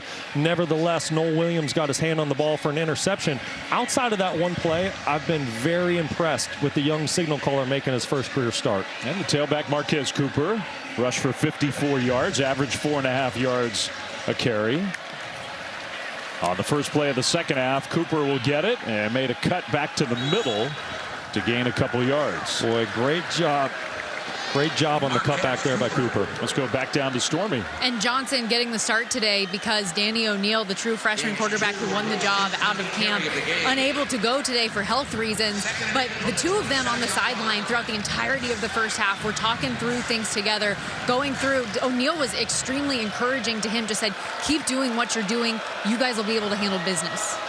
Second down and another carry, this time for a loss. Cooper went backwards. Ryan McCullough got into the backfield. It'll be third down and long. Yeah, that was a man on a mission coming from the defensive end position with Ryan McCullough. Ran through 2 blocks for the tackle for a loss. Very impressive play. 1 point to make for Cal. They do get one of their better players back for this second half. Marcus Harris, who's an excellent defensive back, had to miss the first half because of a targeting call on the road in the win at Auburn. Number 5 at the top of the screen. Back on the field for the Bears. 3rd and 11 to start this third quarter. Shotgun snap. Looking downfield, still looking, and almost intercepted. And that was Harris who made a break on the ball. Almost picked it off. Dangerous throw. Uluave got the pressure. It's 4th down. Yeah, and Uluave came like a missile from the middle of the field to force Johnson into that pass to the sideline. Only a 3-man rush, but great job by the Cal front, just being relentless. And then Uluave coming from the middle of your screen to force the throw. That is the exact start Justin Wilcox wanted out of his defense to start this second half. And we talked about the mistakes for San Diego State. This punt is going to bounce. And Cal's going to let it roll. There's a penalty flag down on the punt.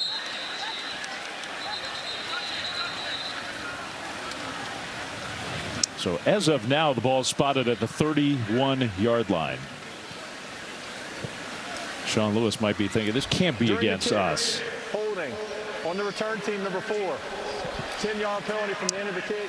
First down. So it's against Cal, and that was the point I was going to make, Brock. Like we highlighted the mistakes that the Aztecs made, but Cal did not play a clean first half. I was going to say they're in the same category. They have now 7 penalties through basically one half of football.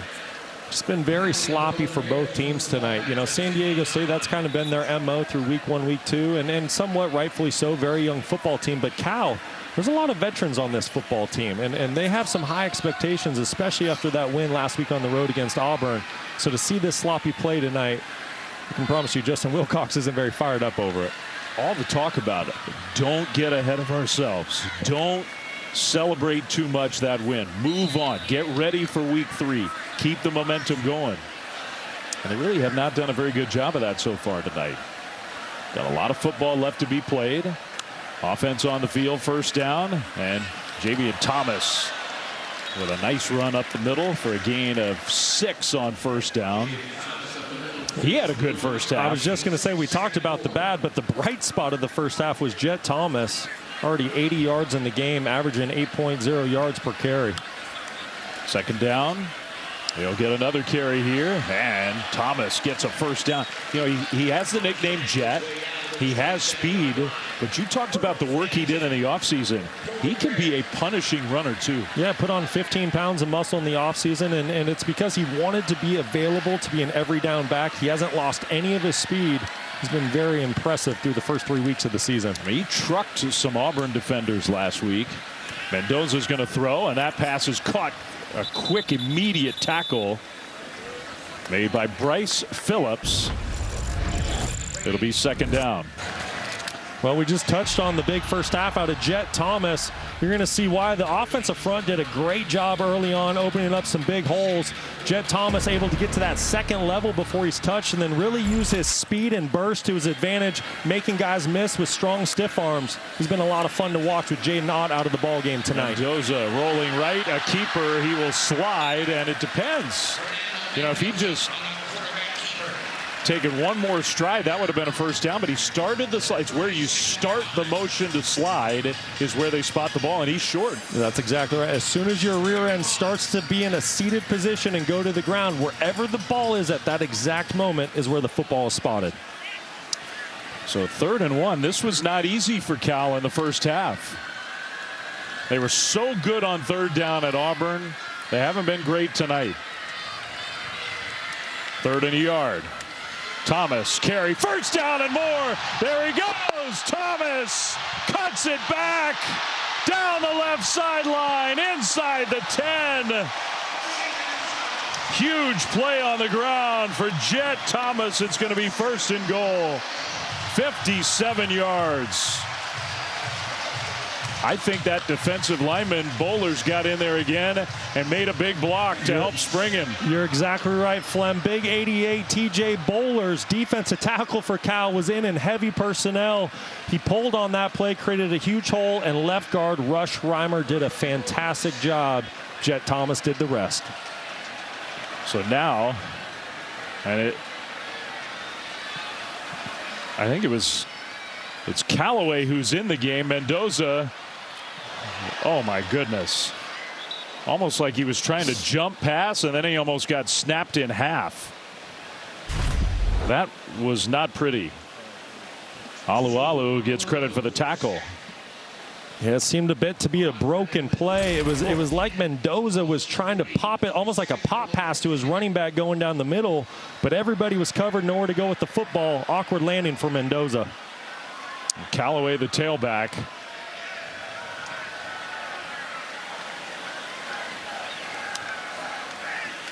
Play fake. Mendoza keeps it again, and he'll get tackled. It's interesting that they're using quarterback run plays. That's not what you think of when you think of Mendoza's strengths. It's 3rd and goal. Well, listen, Mendoza knows how to manipulate a pocket, buy a little extra time, but he's not the most fleet-footed, speedster out there. So to see these quarterback dialed-up runs, and he did have an option there to hand the football off on the jet sweep, but he read the defensive tackle. Defensive tackle played up the field. The read for the quarterback is to keep it up the middle. And to be fair, their one touchdown in the first half was that kind of play, and he kept it and waltzed into the end zone. So it's 3rd and goal. They hand it off straight ahead. Touchdown.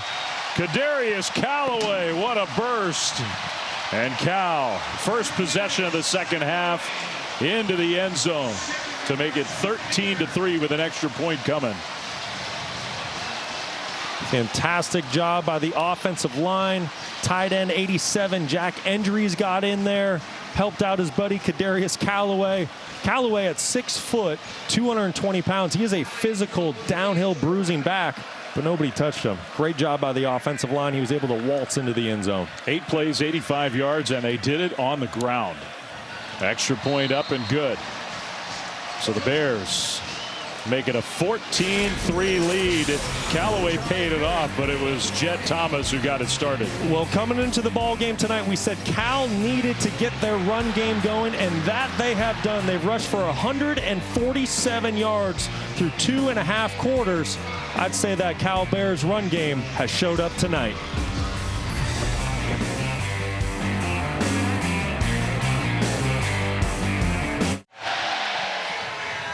Well, there you have it. The Taco Bell Live Más student section, all season long student sections across the country competing to be the Taco Bell Live Más student section of the year. Download the Taco Bell app to learn more. Not as much as they were hoping to cheer about in the first half, but a great first drive for Cal. First time they have the ball in the second half. And the students are here in big numbers in Berkeley tonight. This is the most excited I think people around here have been about Cal football in a while. Yeah, and rightfully so. Great start to the season. Huge win in SEC territory last week. It was fun. I saw Justin Wilcox on social media passing out tickets at the frat houses, sorority houses, on campus. It's really cool to see the scene here tonight. Did you see some Cal fans took out billboards in some SEC country cities? I did. It was really celebrating good. the win. It was really good. Now, there was a penalty, I guess, after the touchdown, maybe unsportsmanlike conduct. I never heard an announcement, but they're kicking off Cal is from the 20. In fact, it was against the students. They've been warned, and they threw more stuff on the field. San Diego State tried to flick it back on the return, and the ball hits the turf. And the Aztecs are lucky they avoided a turnover. We just want to clean one thing up, because that long run from Javian Thomas, we gave credit to Bowlers, the defensive lineman, who had come in the game as a blocker. In this instance, it was another tight end, J.T. Byrne, number 88, who came in motion and maybe the key block of the whole play. So I wanted to give J.T. It's college football. You got double numbers. Sometimes guys get mixed up, but I want to give J.T. Byrne credit for that. 100%. And he's fired up, and rightfully so. You deliver a block like that, a pancake block for a big run, you deserve some credit, big fella. Aztecs hand the ball off on first down. Man, Cooper got leveled. There were several Cal defenders there, but guess who? Teddy Buchanan delivered the knockout blow. Second down.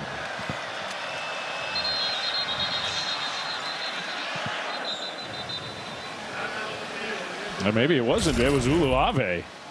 And now there's a San Diego State player who is down. Usually if you say either Buchanan or Uluave, you're going to be right with the big hits. Hopefully the offensive lineman's okay. We'll be back right after this. All right, it's time to take a look at Jim Knowlton, Cal's Director of Athletics. There's Jim wearing the Cal Bears tie as we honor those who served. Brought to you by Navy Federal Credit Union.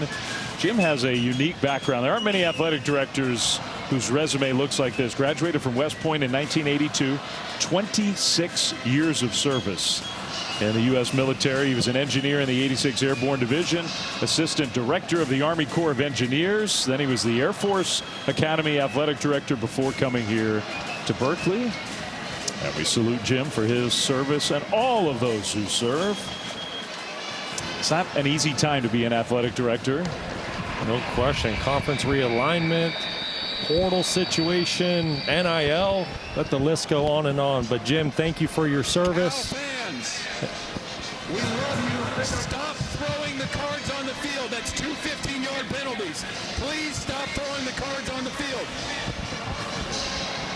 Justin Wilcox asked the referee to use his microphone, because Cal, while we were in that break, just got called for another unsportsmanlike penalty because of their students. And as Justin just said, that's twice now. A 15-yard penalty is not funny. It's not good. You can't do it. Stop doing it. Jeez. Unsportsmanlike conduct against Cal to continue to throw stuff onto the field. That was a 15-yard penalty and automatic. I mean, they had at least one warning, but maybe even more than that before they started throwing penalty flags. Yeah, there was plenty of warnings, and I feel for Justin Wilcox. I see the frustration. I understand it. It's hard to win football games, and right now, Cal's in a complete fight with San Diego State here tonight. The least you need is just to give them free 15 yards. I think they gave 3 warnings before the first flag was thrown. Cooper, right side run, and a nice run out to the 45, but it's coming back.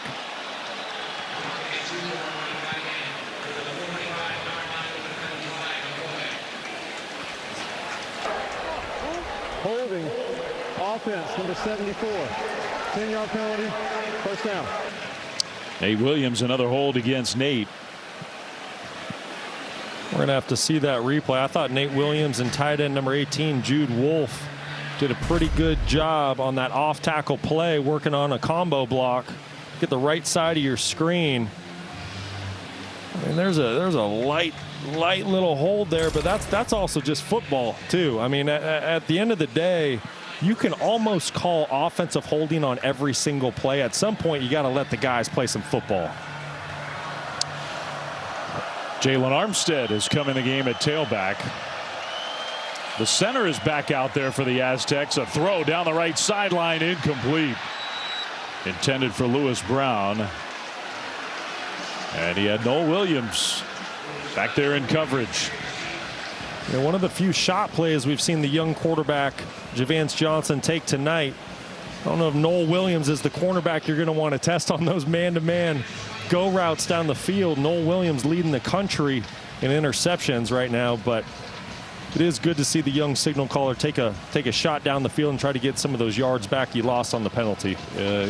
Nation leading interception total, plus he had one negated last week with a pass interference call. 2nd and 20 for San Diego State. Handoff left side, and a nice move upfield. Another good move outside the 40 from Jalen Armstead. 15 yards. Great job on that left side of the offensive line. Christian Jones, Miles Morale, left tackle, left guard, doing a fantastic job opening up a huge hole for Cooper. So 3rd down and 5. Pressure comes, the throw, and it's complete for a San Diego State first down. That was a really good play by the quarterback. He found Armstead under extreme pressure. It's a good pickup by the Aztecs. Man-to-man coverage by Cal. Uluave trying to cover the running back out of the backfield. Armstead just beating Uluave to the first down marker. Uluave kind of slow to get up. He'll go to the sidelines. Wincing just a little bit. First down, San Diego State. Empty backfield. Pressure. The throw. Incomplete. Tried to throw it kind of back across the grain. Intended for Jordan Napier. There's been quite a shift in Cal's defense. In the first half, they played a lot of zone defense, and I've noticed here in the second half, they've changed that ideology and they've switched to man-to-man defense. And the San Diego State receivers and tight ends right now, they're just not able to create any separation, and there's nowhere to go with the football for Johnson. Javance Tupuola Johnson starting the first game of his college career tonight. 2nd and 10. Cooper back in, gets the ball. Cooper to midfield, maybe 2.5 yards. A big blow by Xavier Carlton, 44, the defensive end position, fighting to get off a block.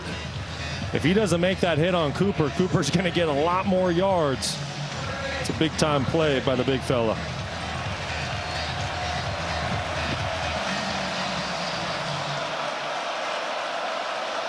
Third down. Play fake. That throw for nobody.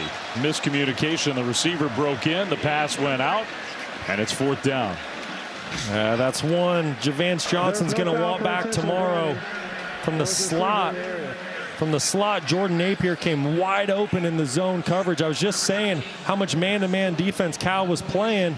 They're kind of spinning the Rolodex on their calls right now. Elected to play zone coverage on 3rd down. Jordan Napier popped wide open in the middle of the field. So it's 4th and 8. Tyler Pastulo, who made a great throw on a fake punt in the first half, is going to actually kick this one. Fair catch at the 10. So Cal gets the ball back. ESPN supports the College Football Playoff Foundation's Extra Yard for Teachers Week each year to celebrate great teachers across the country who have inspired so many of us. Nominate a great teacher in your community by visiting cfpfoundation.org. Stormy?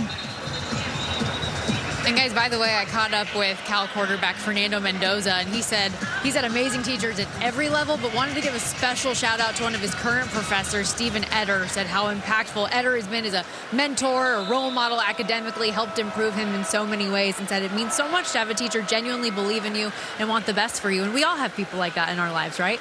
We do. Hand off to Thomas. Mendoza was telling some funny stories this week to Stormy and to everybody about going to class this week on campus after the win at Auburn and sort of sheepishly saying, man, the students were, the professors were talking about football in class. Yeah, he definitely created a bit of a buzz here on campus after that win last week. Hits his tight end Endries, and he turns it upfield to get the first down for Cal. Fernando Mendoza, it's hard not to like this young man. He's got a big personality. He loves to talk. He's a very chatty fellow. Oh, big smile. Funny, witty, great young man. Hand off Thomas, picking his way forward. Javian Thomas. Another good gain on the ground. If you need a little entertainment midweek, just pull up a Fernando Mendoza press conference, and you're going to get a few laughs. Yeah. Usually football press conferences, that wouldn't be like our recommendation for just high entertainment. But with Fernando, yeah. I mean, he's a kid who was committed to play at Yale. He really wasn't recruited by any power program. Cal had a quarterback decommitment. They found Mendoza, and I think you believe he's really firmly, and the results show it, right? He's the quarterback here. Pressure. Mendoza couldn't get away. He tried to, but he goes down. So a pressure on second down. Sacked to lose a couple yards. Big number 99, Alu on the sack. Just the pocket complete collapse. Alu just beating the center. Swinney right at the gate with a big swim move over the top. And then his teammates, Latuli and co, come in to clean up the sack. It's their 5th sack of the night. Well, San Diego State's defense is the reason they're still in this game. It's 14-3.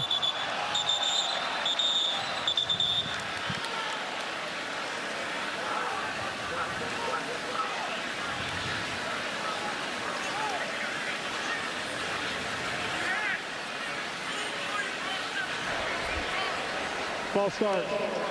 Offense, number 52. 5-yard penalty. 3rd down. The left tackle Nick Morrow gets called for the penalty.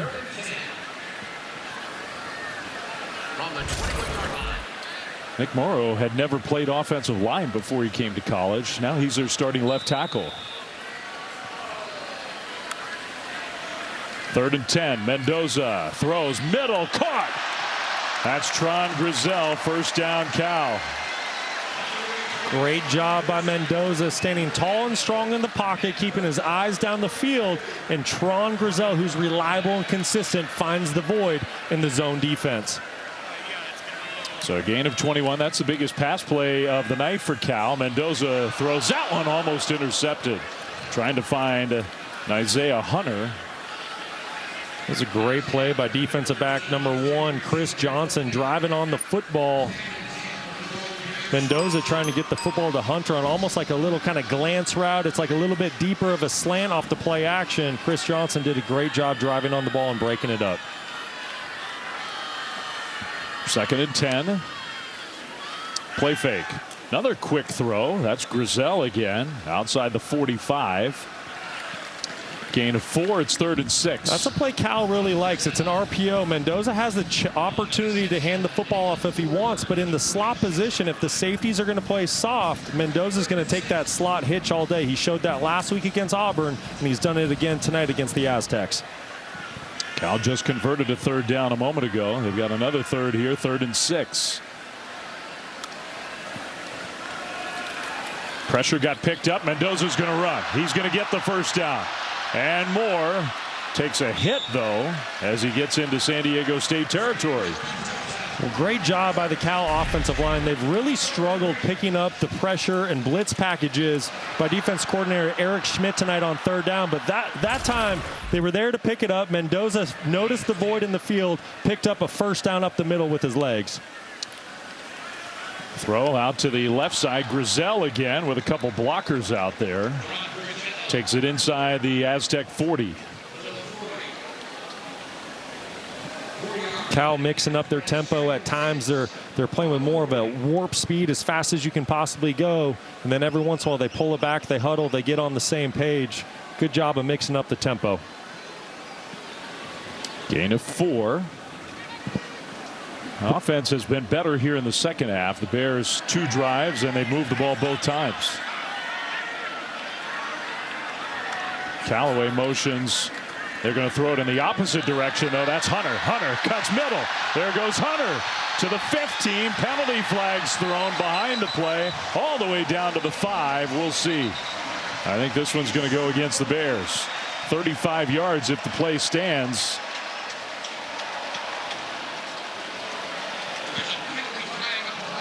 They found a playmaker no matter what in Isaiah Hunter.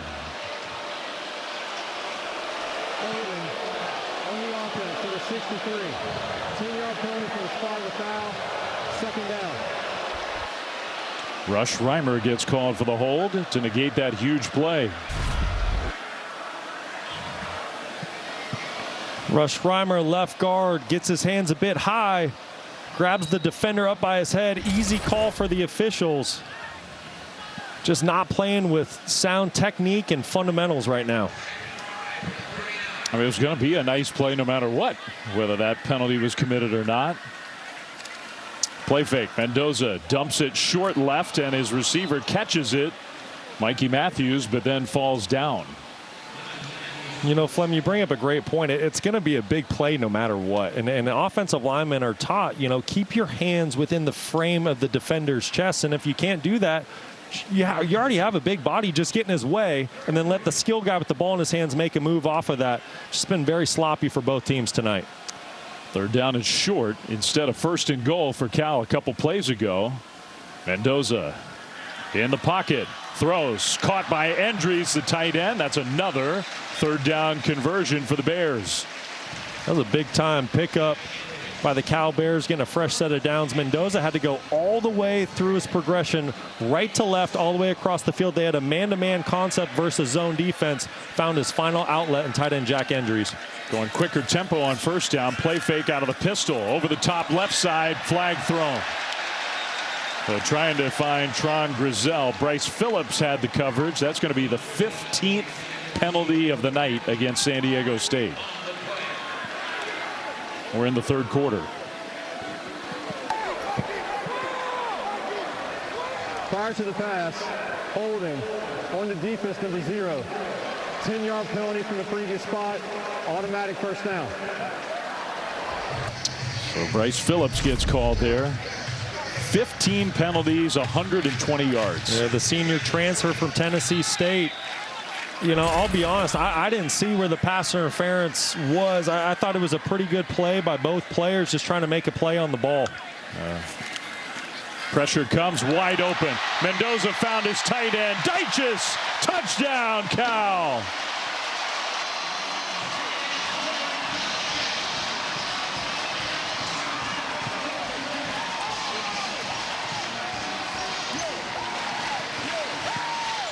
From 20 yards out, Fernando Mendoza knew just where to go with the ball, and Cal's an extra point away from a 21-3 lead. Well, this is the Cal offense everybody came into the stadium tonight to see. Running the football with efficiency, quarterback making good decisions. It's been a great second half start for the Cal Bears. Extra point up and good. The try is good. Timeout on the field. go back to this last touchdown. Mendoza does a fantastic job of recognizing the pressure from the safety position and then replacing that safety with tight end Corey Dyches right down the middle. Touchdown, Cal Bears, 21-3.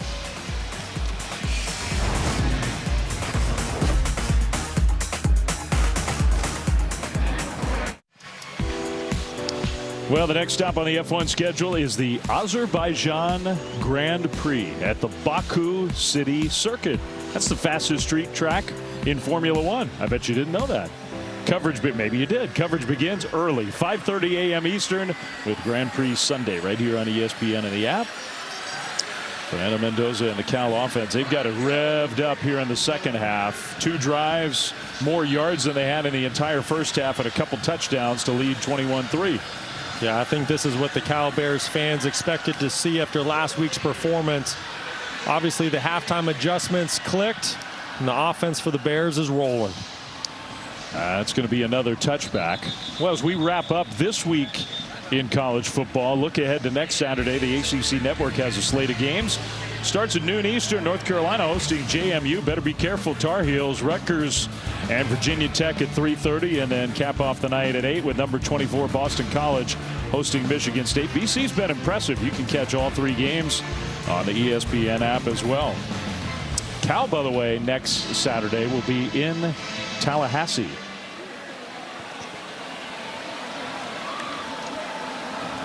Trying to get to 3-0 before taking that road trip. Almost an interception.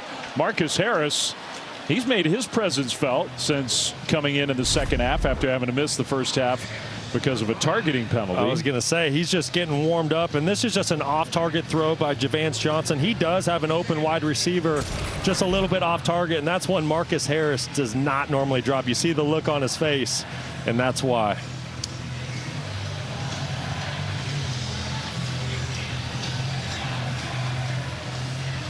All right, this is a get back on track down for San Diego State. You want to keep it 3rd and manageable if you're not able to pick up a first down. Any positive yards here is good.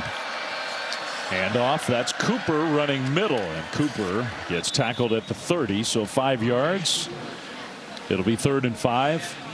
You know, this San Diego State offensive line, they've done a really good job tonight of moving that defensive front for the Cal Bears. And that Cal Bears defensive front we talked about early in the ballgame, they're stout, very athletic, big guys in the middle. They've just committed way too many penalties. But you're right, they have moved some people. That throw is caught short, and Uluave just ripped the tight end Wolf to the ground. So it's 4th and 2. Let's see what Sean Lewis wants to do deep in his own territory. Personally, I would punt the football deep. There's still a whole quarter to play. But the way Sean Lewis rolls, don't be surprised if they go for it. He's going for it. Maybe just a little tone setter. Big picture. They got to the line quickly, and now Sean Lewis is going to take a timeout. I don't know if he reconsidered or if he wants a little more time to talk to his quarterback. We'll see. I think that was a good timeout by Sean Lewis. Cal Bears, they were getting ready to bring an all-out pressure, blitz 0. They were going to test the young true freshman quarterback making his first career start to see if he knew where to go with the football with a free rusher in his face. I think he's going to get this program. Look, San Diego State has a proud recent history. They've had a lot of good teams, a lot of 10-plus win teams, have been to a lot of bowl games. Last couple of years were rough. It's a whole new approach. I mean, Sean Lewis's style is very different from Brady Hoke or Rocky Long. But I think he's a good football coach. Yeah, I agree with you, Flem. I think he's the perfect guy for this job. He's shown to have success as a head coach prior at Kent State. He's known for prolific offenses, great personality. He's a process-oriented guy. He's building it the right way, brick after brick. He's not going to do a Band-Aid fix here, so have patience, San Diego State fans, but you have the right man. He went from being the head coach at Kent State to the offensive coordinator under Deion Sanders. His quarterback slips on 4th down and goes down. Colorado's numbers did not improve after they took the play calling duties away from Sean Lewis. Xavier Carlton gets credit for the sack. It is a process, though, for this young head coach. It's going to take a little while to get the offense to look like he wants it to look. It is, and that's a little bit of a coverage sack. It's a pressure sack. It's a little bit of everything. There was nowhere to go with the football. Defensive coordinator Peter Sermon elected to bring pressure, one more than San Diego State could block, and the young quarterback could not find an open target on 4th down. So it's been that kind of night for the Aztecs offense. A few positives, but negated by all the mistakes and the negatives. And now Cal has a chance to sort of put this game away. Callaway behind Mendoza. Hand off to Callaway, running right, and he gets tripped up. He was trying to get around that corner, no gain. That was 44. Kyle Moretti running through from the 2nd level at the linebacker position, making a great tackle for no gain. And Cal's going to let these seconds wind off. That'll be the final play of the 3rd quarter. We go to the 4th in Berkeley.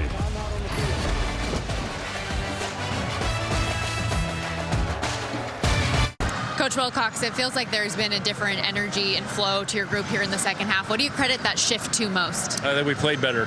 I mean, we played better on offense. We moved the ball and converted, and then we stopped them on defense. That's it. You say anything specific at halftime? No. Thank you, Coach. Thanks.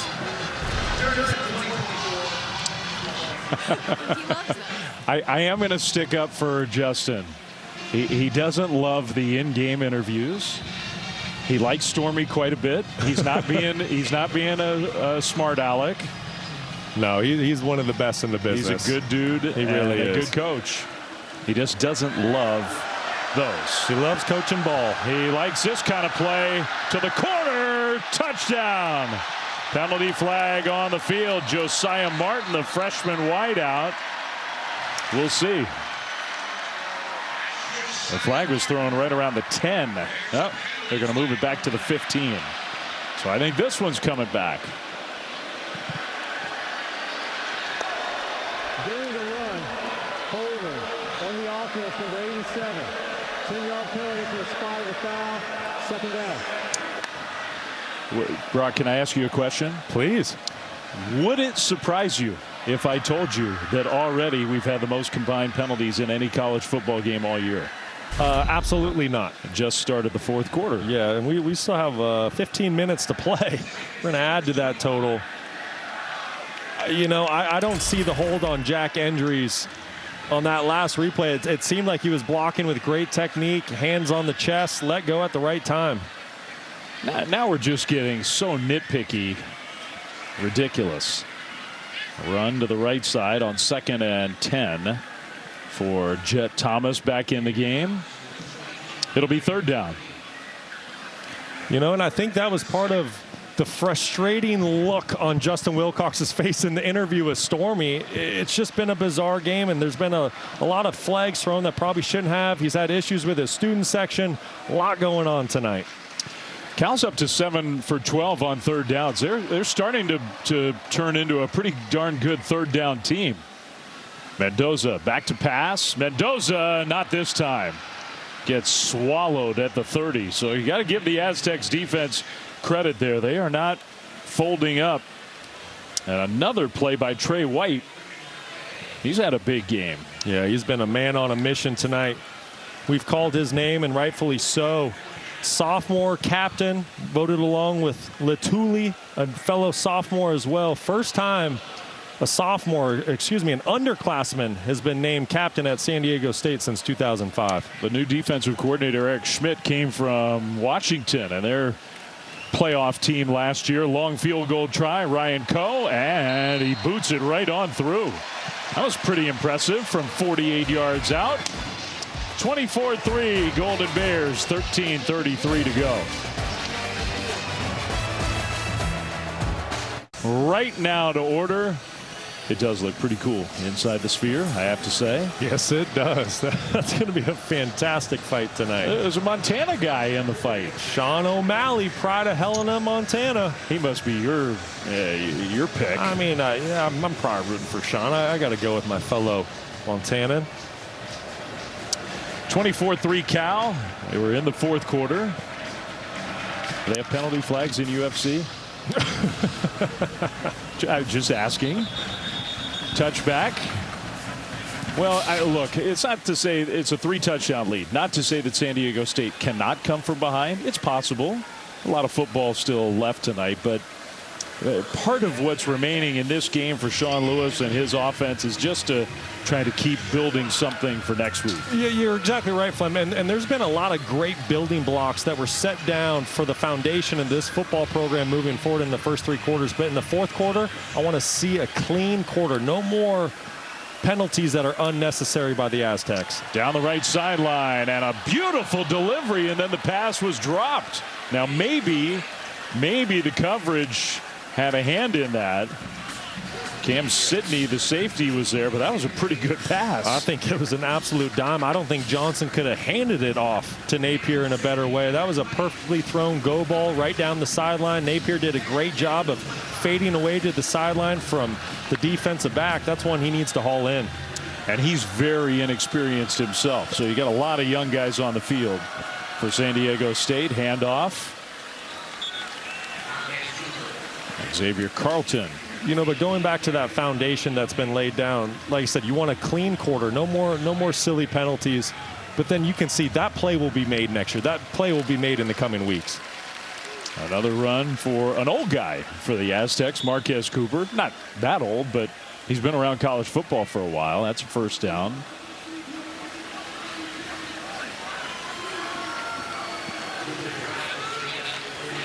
Nobody active in the country has more career rushing yards than that kid. On first down, Johnson throws, and that one is caught by Wolf. Nice catch going down to grab it, the tight end. It was a fantastic catch by the 6'6" tight end, going down below his knees to haul in that ball. Johnson got pushed outside the pocket, did a great job remaining a passer, keeping his eyes down the field, finding his big tight end. So that's 18 yards, biggest pass play of the night for San Diego State. Advance to Puada. Johnson throws this one short right and a cut up field.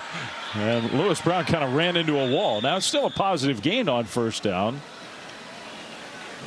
It was going to be hard for him to run through 5 bodies. Yeah, that was a wall of Cal Bears to try to run through. We've touched on it. This is a young football team for San Diego State. They've done a lot of good things tonight, but these reps here in the fourth quarter, these matter.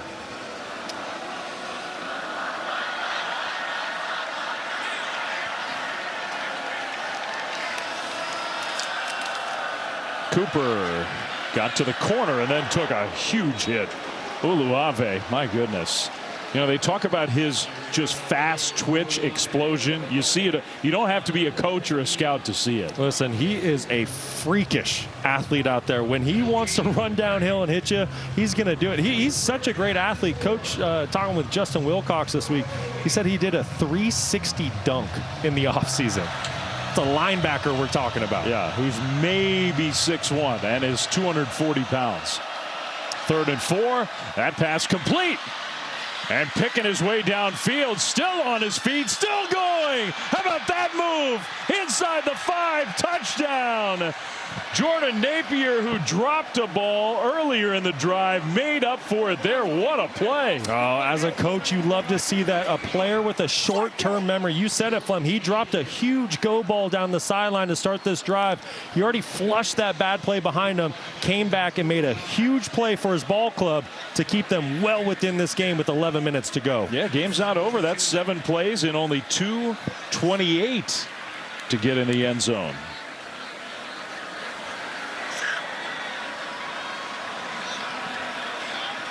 They're going to actually kick the extra point after all that. With Nick Lopez. And the extra point is good. Well, San Diego State not going quietly tonight. Timeout on the field. So the freshman Jordan Napier from the freshman Javance Tupuada Johnson. Aztecs fans, they might be seeing that hook up a few more times over the next year or 2 or more. Aztecs down 24-10. ESPN College Football is presented by IHG Hotels and Resorts. 19 hotel brands, 1 loyalty program. Download the app. That's some kind of celebration, Fernando Mendoza. I'm not sure what that is, but hey, you know what? He's playing well again tonight. Cal fans into their team, a chance to go 3-0 for the first time in a bunch of years. But the Aztecs not going quietly. A touchdown to make it 24-10 and still 11 minutes to play. Jordan Napier, big time catch and run for his second career touchdown, first career touchdown pass for Javance Tupuata Johnson.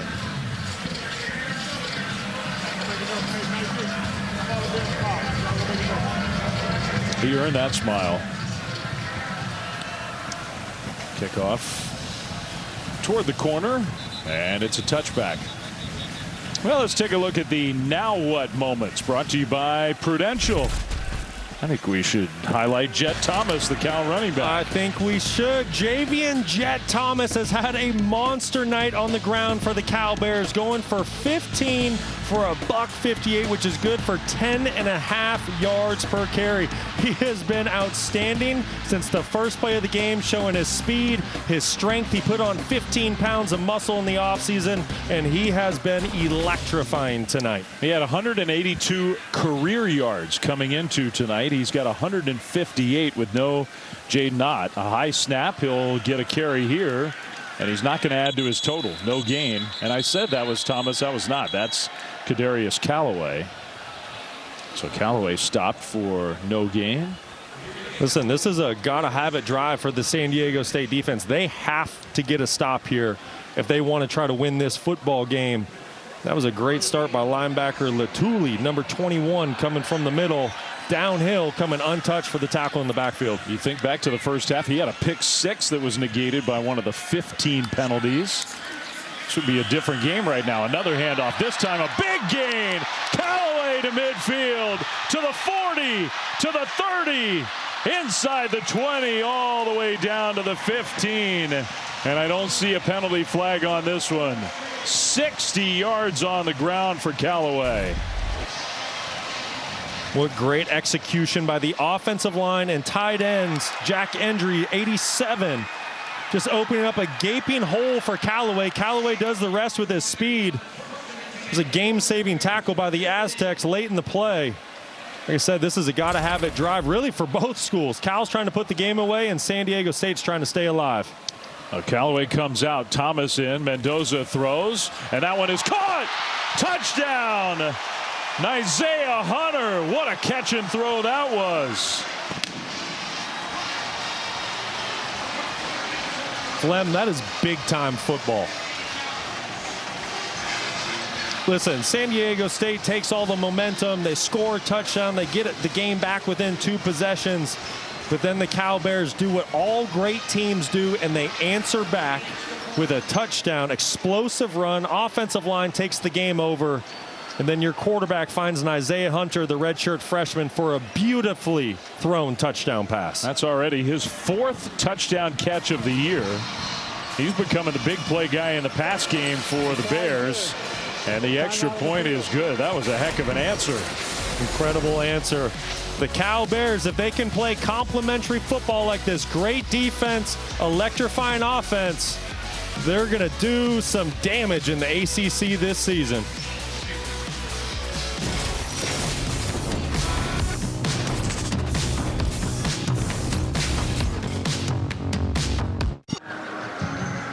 Cal putting their foot on the gas pedal here in the second half, up 31-10, which is important for a team that's faced a lot of criticism in recent years about not being able to close out games. Fernando Mendoza talked earlier this week about how they want to change the narrative. There's a phrase that's haunted the Golden Bears, typical. Oh, typical, they can't close out a game, or they lose to a team they're not supposed to. The coaches and players are sick of that. It's been a huge emphasis for them this season to finish a drive, finish a play, finish a game, and that's what they're trying to do here. I'm glad Stormy brought that point up.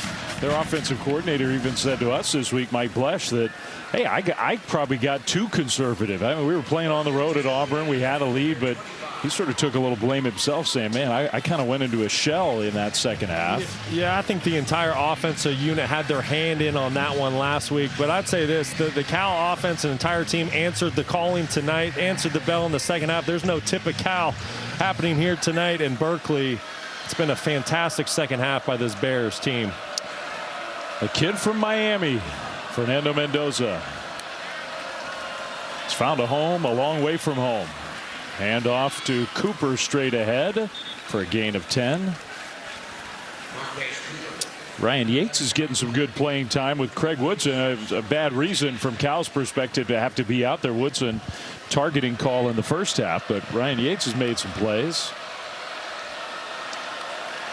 Throw over the top into traffic, and it's intercepted. Went through the hands of Napier. And intercepted, guess who? Marcus Harris. He had a chance for one earlier. This time he gets the pick. It's a great play by Marcus Harris, just staying focused. We talked about it early in the broadcast. Cal plays a lot of zone coverage, and when they do that, the secondary is able to keep their eyes on the football. This is a very opportunistic defense, and Johnson just trying to hit a little sail route to the sideline, throws it behind his wide receiver and too high. Marcus Harris is there for the interception. Second pick of the night. Cal's got wins this year. This is the third game. Best in the country. And, you know, look, it doesn't happen. Some of that can be fluky. Some of that can be sort of you just get the opportunities. They come to you in bunches. But it's not a fluke when it keeps happening. They've got players who see the ball, find the ball, and actually catch the ball on defense. Handoff on first down. That's Thomas over the right side. Well, next Saturday night, 7:30 Eastern, we've got number 7 Tennessee, number 15 Oklahoma on ABC. And remember, that is an SEC game. Oklahoma in the SEC, 7:30 p.m. Eastern on ABC.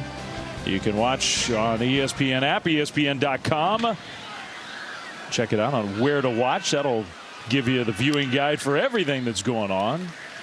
Thomas gets to midfield. That's Cal first down. He's having a career night, Javian Thomas.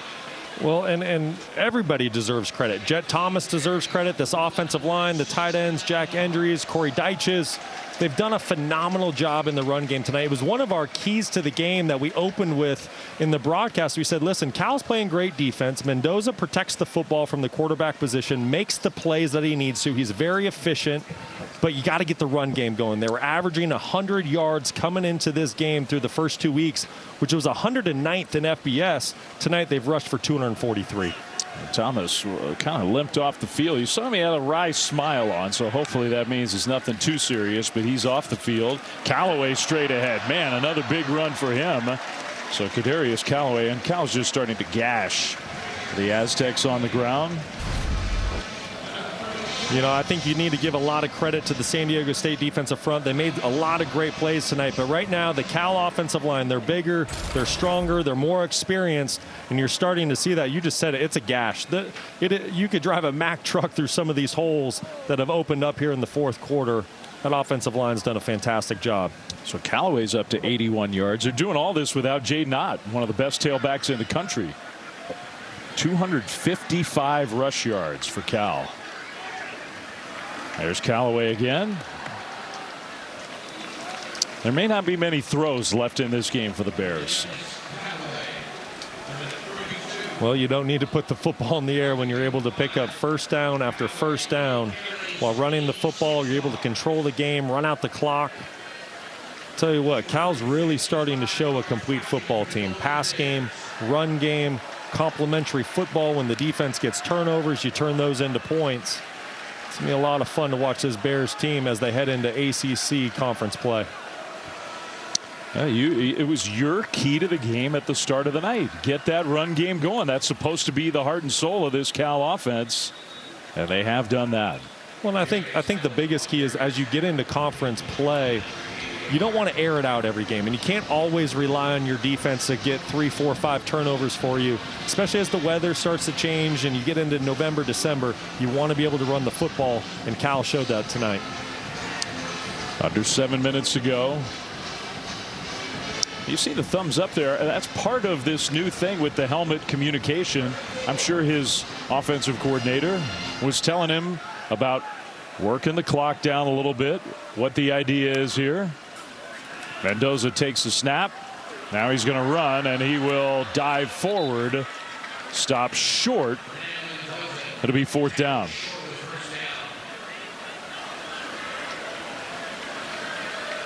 Good coverage down the field by San Diego State.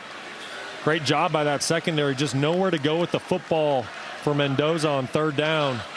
Would like to see him protect himself a little bit sooner, especially with the game in hand. But you got to love the competitive spirit. Justin Wilcox went down to talk to that official, so I think he's going to let this clock go all the way down, the play clock, and then use a timeout. Trying to shrink the game a little bit. So there's the timeout. Clock reads 5:14. 30 seconds and wait. And maybe a field goal try. We'll see. Maybe going for it. You see the games coming up next, Thursday, Friday, and then the Saturday noon Eastern game in the ACC, NC State and Clemson. We just briefly mentioned Cal goes back on the road. Another long road trip for the Bears next week. They go to Tallahassee. And 2 things about that. Number 1, it's a 7:00 p.m. kick at Florida State. I think that helps Cal a little bit, traveling all that way. A little more body clock friendly time for this West Coast team. But then you just wonder which Florida State team will be out there. Well, listen, Florida State has a lot of questions across the entire team at the quarterback position with the head coach. It really starts there with Mike Norvell. But you touched on it. Cal's going to log some air miles this year. It might be the most in college football. You know, they play road games at Syracuse, Florida State. I believe they play on the road at Wake Forest as well. You know, they got a little taste of that last week playing a road game at Auburn. They're going to be the road warriors this year is their motto. And Justin Wilcox said, hey, look, we got ourselves a really nice plane to charter. We're going to go early. We're going to give ourselves plenty of time. Schedule's been altered from previous years. They're trying to make it as comfortable as possible. They've got travel uniforms and compression sleeves. I mean, they're doing everything they can possibly do to try to take that burden away. And listen, these are young kids. They're resilient. The biggest challenge and hurdle will be the time zones, but they showed last week they can handle it. Handoff straight ahead on 4th down, and I don't think so. That was Byron Cardwell who got the carry. And I thought San Diego State stopped him. I think they did. That's the 2nd time in this game on 4th and short. And maybe you're setting up to measure. Well, that's San Diego State defensive line. They've been stout tonight. You know, we talked about a few minutes ago, hey, they're starting to give up some bigger runs, but here they come back. They answer back. 4th and short, stand strong. This is going to be a very, very close call here.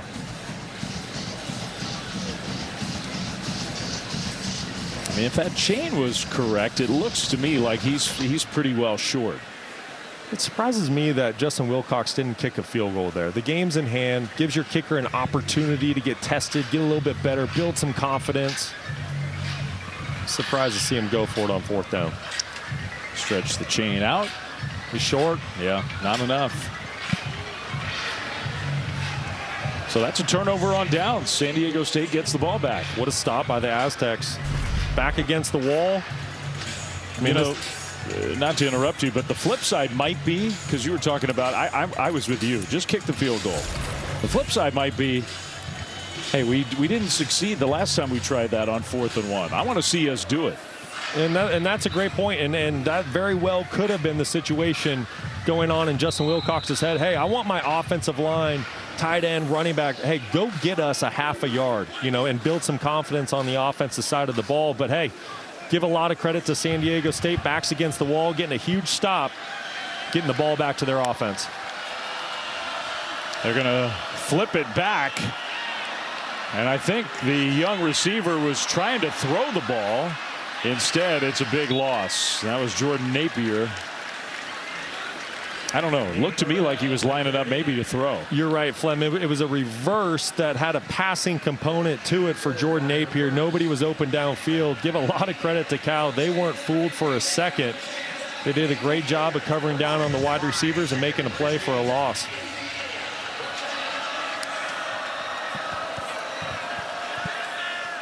That one is incomplete. Intended for Shaw. Third down. Yeah, that's a throw Johnson's going to want back tomorrow. His receiver found a nice void in the zone defense. That's usually just a pitch and catch, but hey, listen, young quarterback making his first career start on the road. Done a lot of good things tonight, but he has shown some inaccuracy at moments. In a stadium where he used to come, he was playing Pee-wee football for the San Leandro Crusaders. And he used to come watch Cal play in this stadium. So even though the final result is probably not going to be what he wanted, he finds Napier for a nice gain, just a little bit short. It'll be 4th and 2. It's a great strike down the seam, just as I'm talking about missing some throws. Puts the ball exactly where Jordan Napier needed it. It was a great gain by the Aztecs offense to make it 4th and short. 4 minutes to go.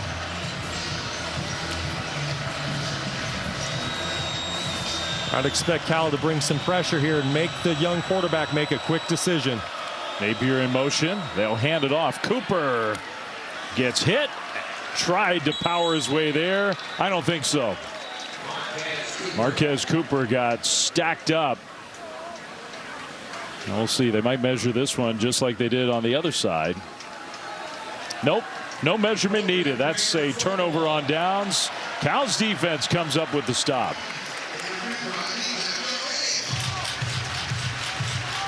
Great job by the Cal defense on sudden change. Your offense doesn't pick up a 4th and short. You have to run out on the field right away. But then you get the ball back to your offense. Great job by big defensive tackle number 98, Nate Burrell on the inside, just beating the offensive guard at the snap, causing the tackle for a loss. Well, Mendoza's still in the game.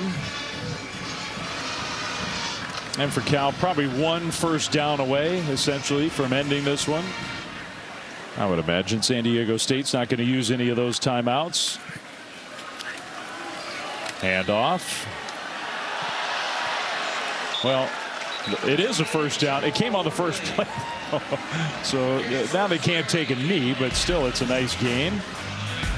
No, you and I, Brock, we're talking about Florida State. You go to Tallahassee, and it's so hard. Fans, we can look ahead. And then Cal gets a bye week to get ready for a top 10 Miami team coming here to Berkeley. I was just going to say, hey, you don't want to look ahead on your schedule, but if you can go on the road and beat a reeling Florida State team that's back on their heels right now, 0-3, you come home, you're going to have quite the matchup against the Miami Hurricanes and Cam Ward. That would be a lot of fun to watch. Pitt had a nice win in the backyard brawl against West Virginia. Came from behind and won today.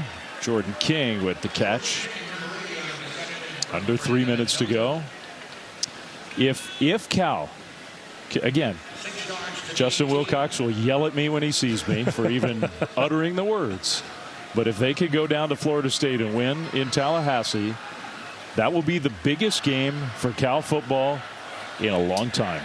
Long time. Boy, it'd be a lot of fun to be a part of that game. Yeah, Miami traveling all the way across the country. Heisman candidate at quarterback for the Miami Hurricanes, Cam Ward, the transfer from Washington State, coming back to the West Coast. The storylines would be outstanding. Wiley, Jamal Wiley in the game, gets hit and dropped for a loss. So the 2-minute timeout here in Berkeley, just winding things down. Cal's going to improve to 3-0. Final 2 minutes after this.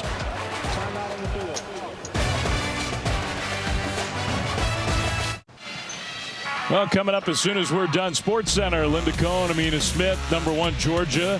They were tested and then some on the road at Kentucky. Quinn Ewers hurt. Some news on that. And fight night in Las Vegas, plus the latest on Christian McCaffrey, Jordan Love, and all the NFL injury updates.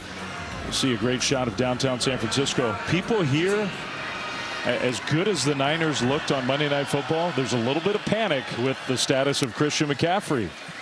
I don't blame him. Fernando Mendoza wide open, dropped. Oh my goodness.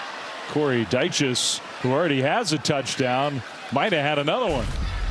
And it's 4th and 5. The field goal kicker's coming out. That is a play. Corey Dyches makes it a sleep normally. The transfer from Maryland, 5th-year senior, sure-handed tight end, kind of a hybrid tight end, willing to block, can run a full route tree if you detach him. He was wide open in the man-to-man mesh concept, just completely dropped the ball. 37-yard try here for Ryan Coe, who's kicked the ball well tonight. That one's up. And it's no good. Play-by-play jinx. So 1:51 to go. That's about the only thing that's gone wrong for the Bears in the second half. First half was a little sloppy, a little sluggish. But especially since halftime, Brock, these three guys, I mean, these three are turning into stars for this Cal offense. I totally agree. These are going to be household names by the end of the season. I firmly believe that. Mendoza, just a sophomore. Hunter, Thomas, young players. But the thing that really impressed me about Cal tonight is the complementary football. Good quarterbacking, good play from the running backs. The offensive line opened up big holes. Defense created more turnovers. This is a complete football team, and when they put it all together, they can be dangerous. Short gain on the run play for the Aztecs. Lucky Sutton with the carry. All right, can I go back into wild speculation mode? I love it when you do that. Hey, it's the final 2 minutes, right? It's a 3-touchdown lead. What do you got for me? All right, if Cal's undefeated after next week, if they beat Florida State, they get the bye week, and Miami stays undefeated, and they're a top 10 team coming here. Cal is one of the very few programs that still never has hosted College Game Day. Give it to them. Bring Pat McAfee out to the Bay Area. Get him here on campus at Berkeley. Be outstanding. Now, look, Cal's not known as a passionate football school, although I think that reputation is not totally earned. Cal's got a lot of great football fans. They have a big, vibrant student population. Don't you think the turnout would be huge? I think regardless of where game day goes, right? They draw that crowd, but if it's going to be the first time ever that College Game Day has come to Cal, yeah, I think the crowd would be outstanding. I think the students would show up, the fan base, the alumni. I think it'd be outstanding for this program. I'm just saying. You have my vote, Flem. I'm not in charge of those decisions. Final 30 seconds here. San Diego State, they did fight hard. They're young. They're inexperienced. They're making a ton of mistakes. They're trying to get the program back to their level. But they showed a lot of promise tonight. And if you're a fan of the San Diego State Aztecs or alumni, you should have a lot of optimism where Sean Lewis is taking this program, how he's building it, how he's going about his business. I think he's the right man for the job. And there was glimpses of greatness tonight early on in the football game. So the final seconds tick off the clock. Cal took them a while to get going, but they moved to 3-0, 31-10 final. For Brock, for Stormy, Dave Fleming saying goodnight. Sports Center coming up now.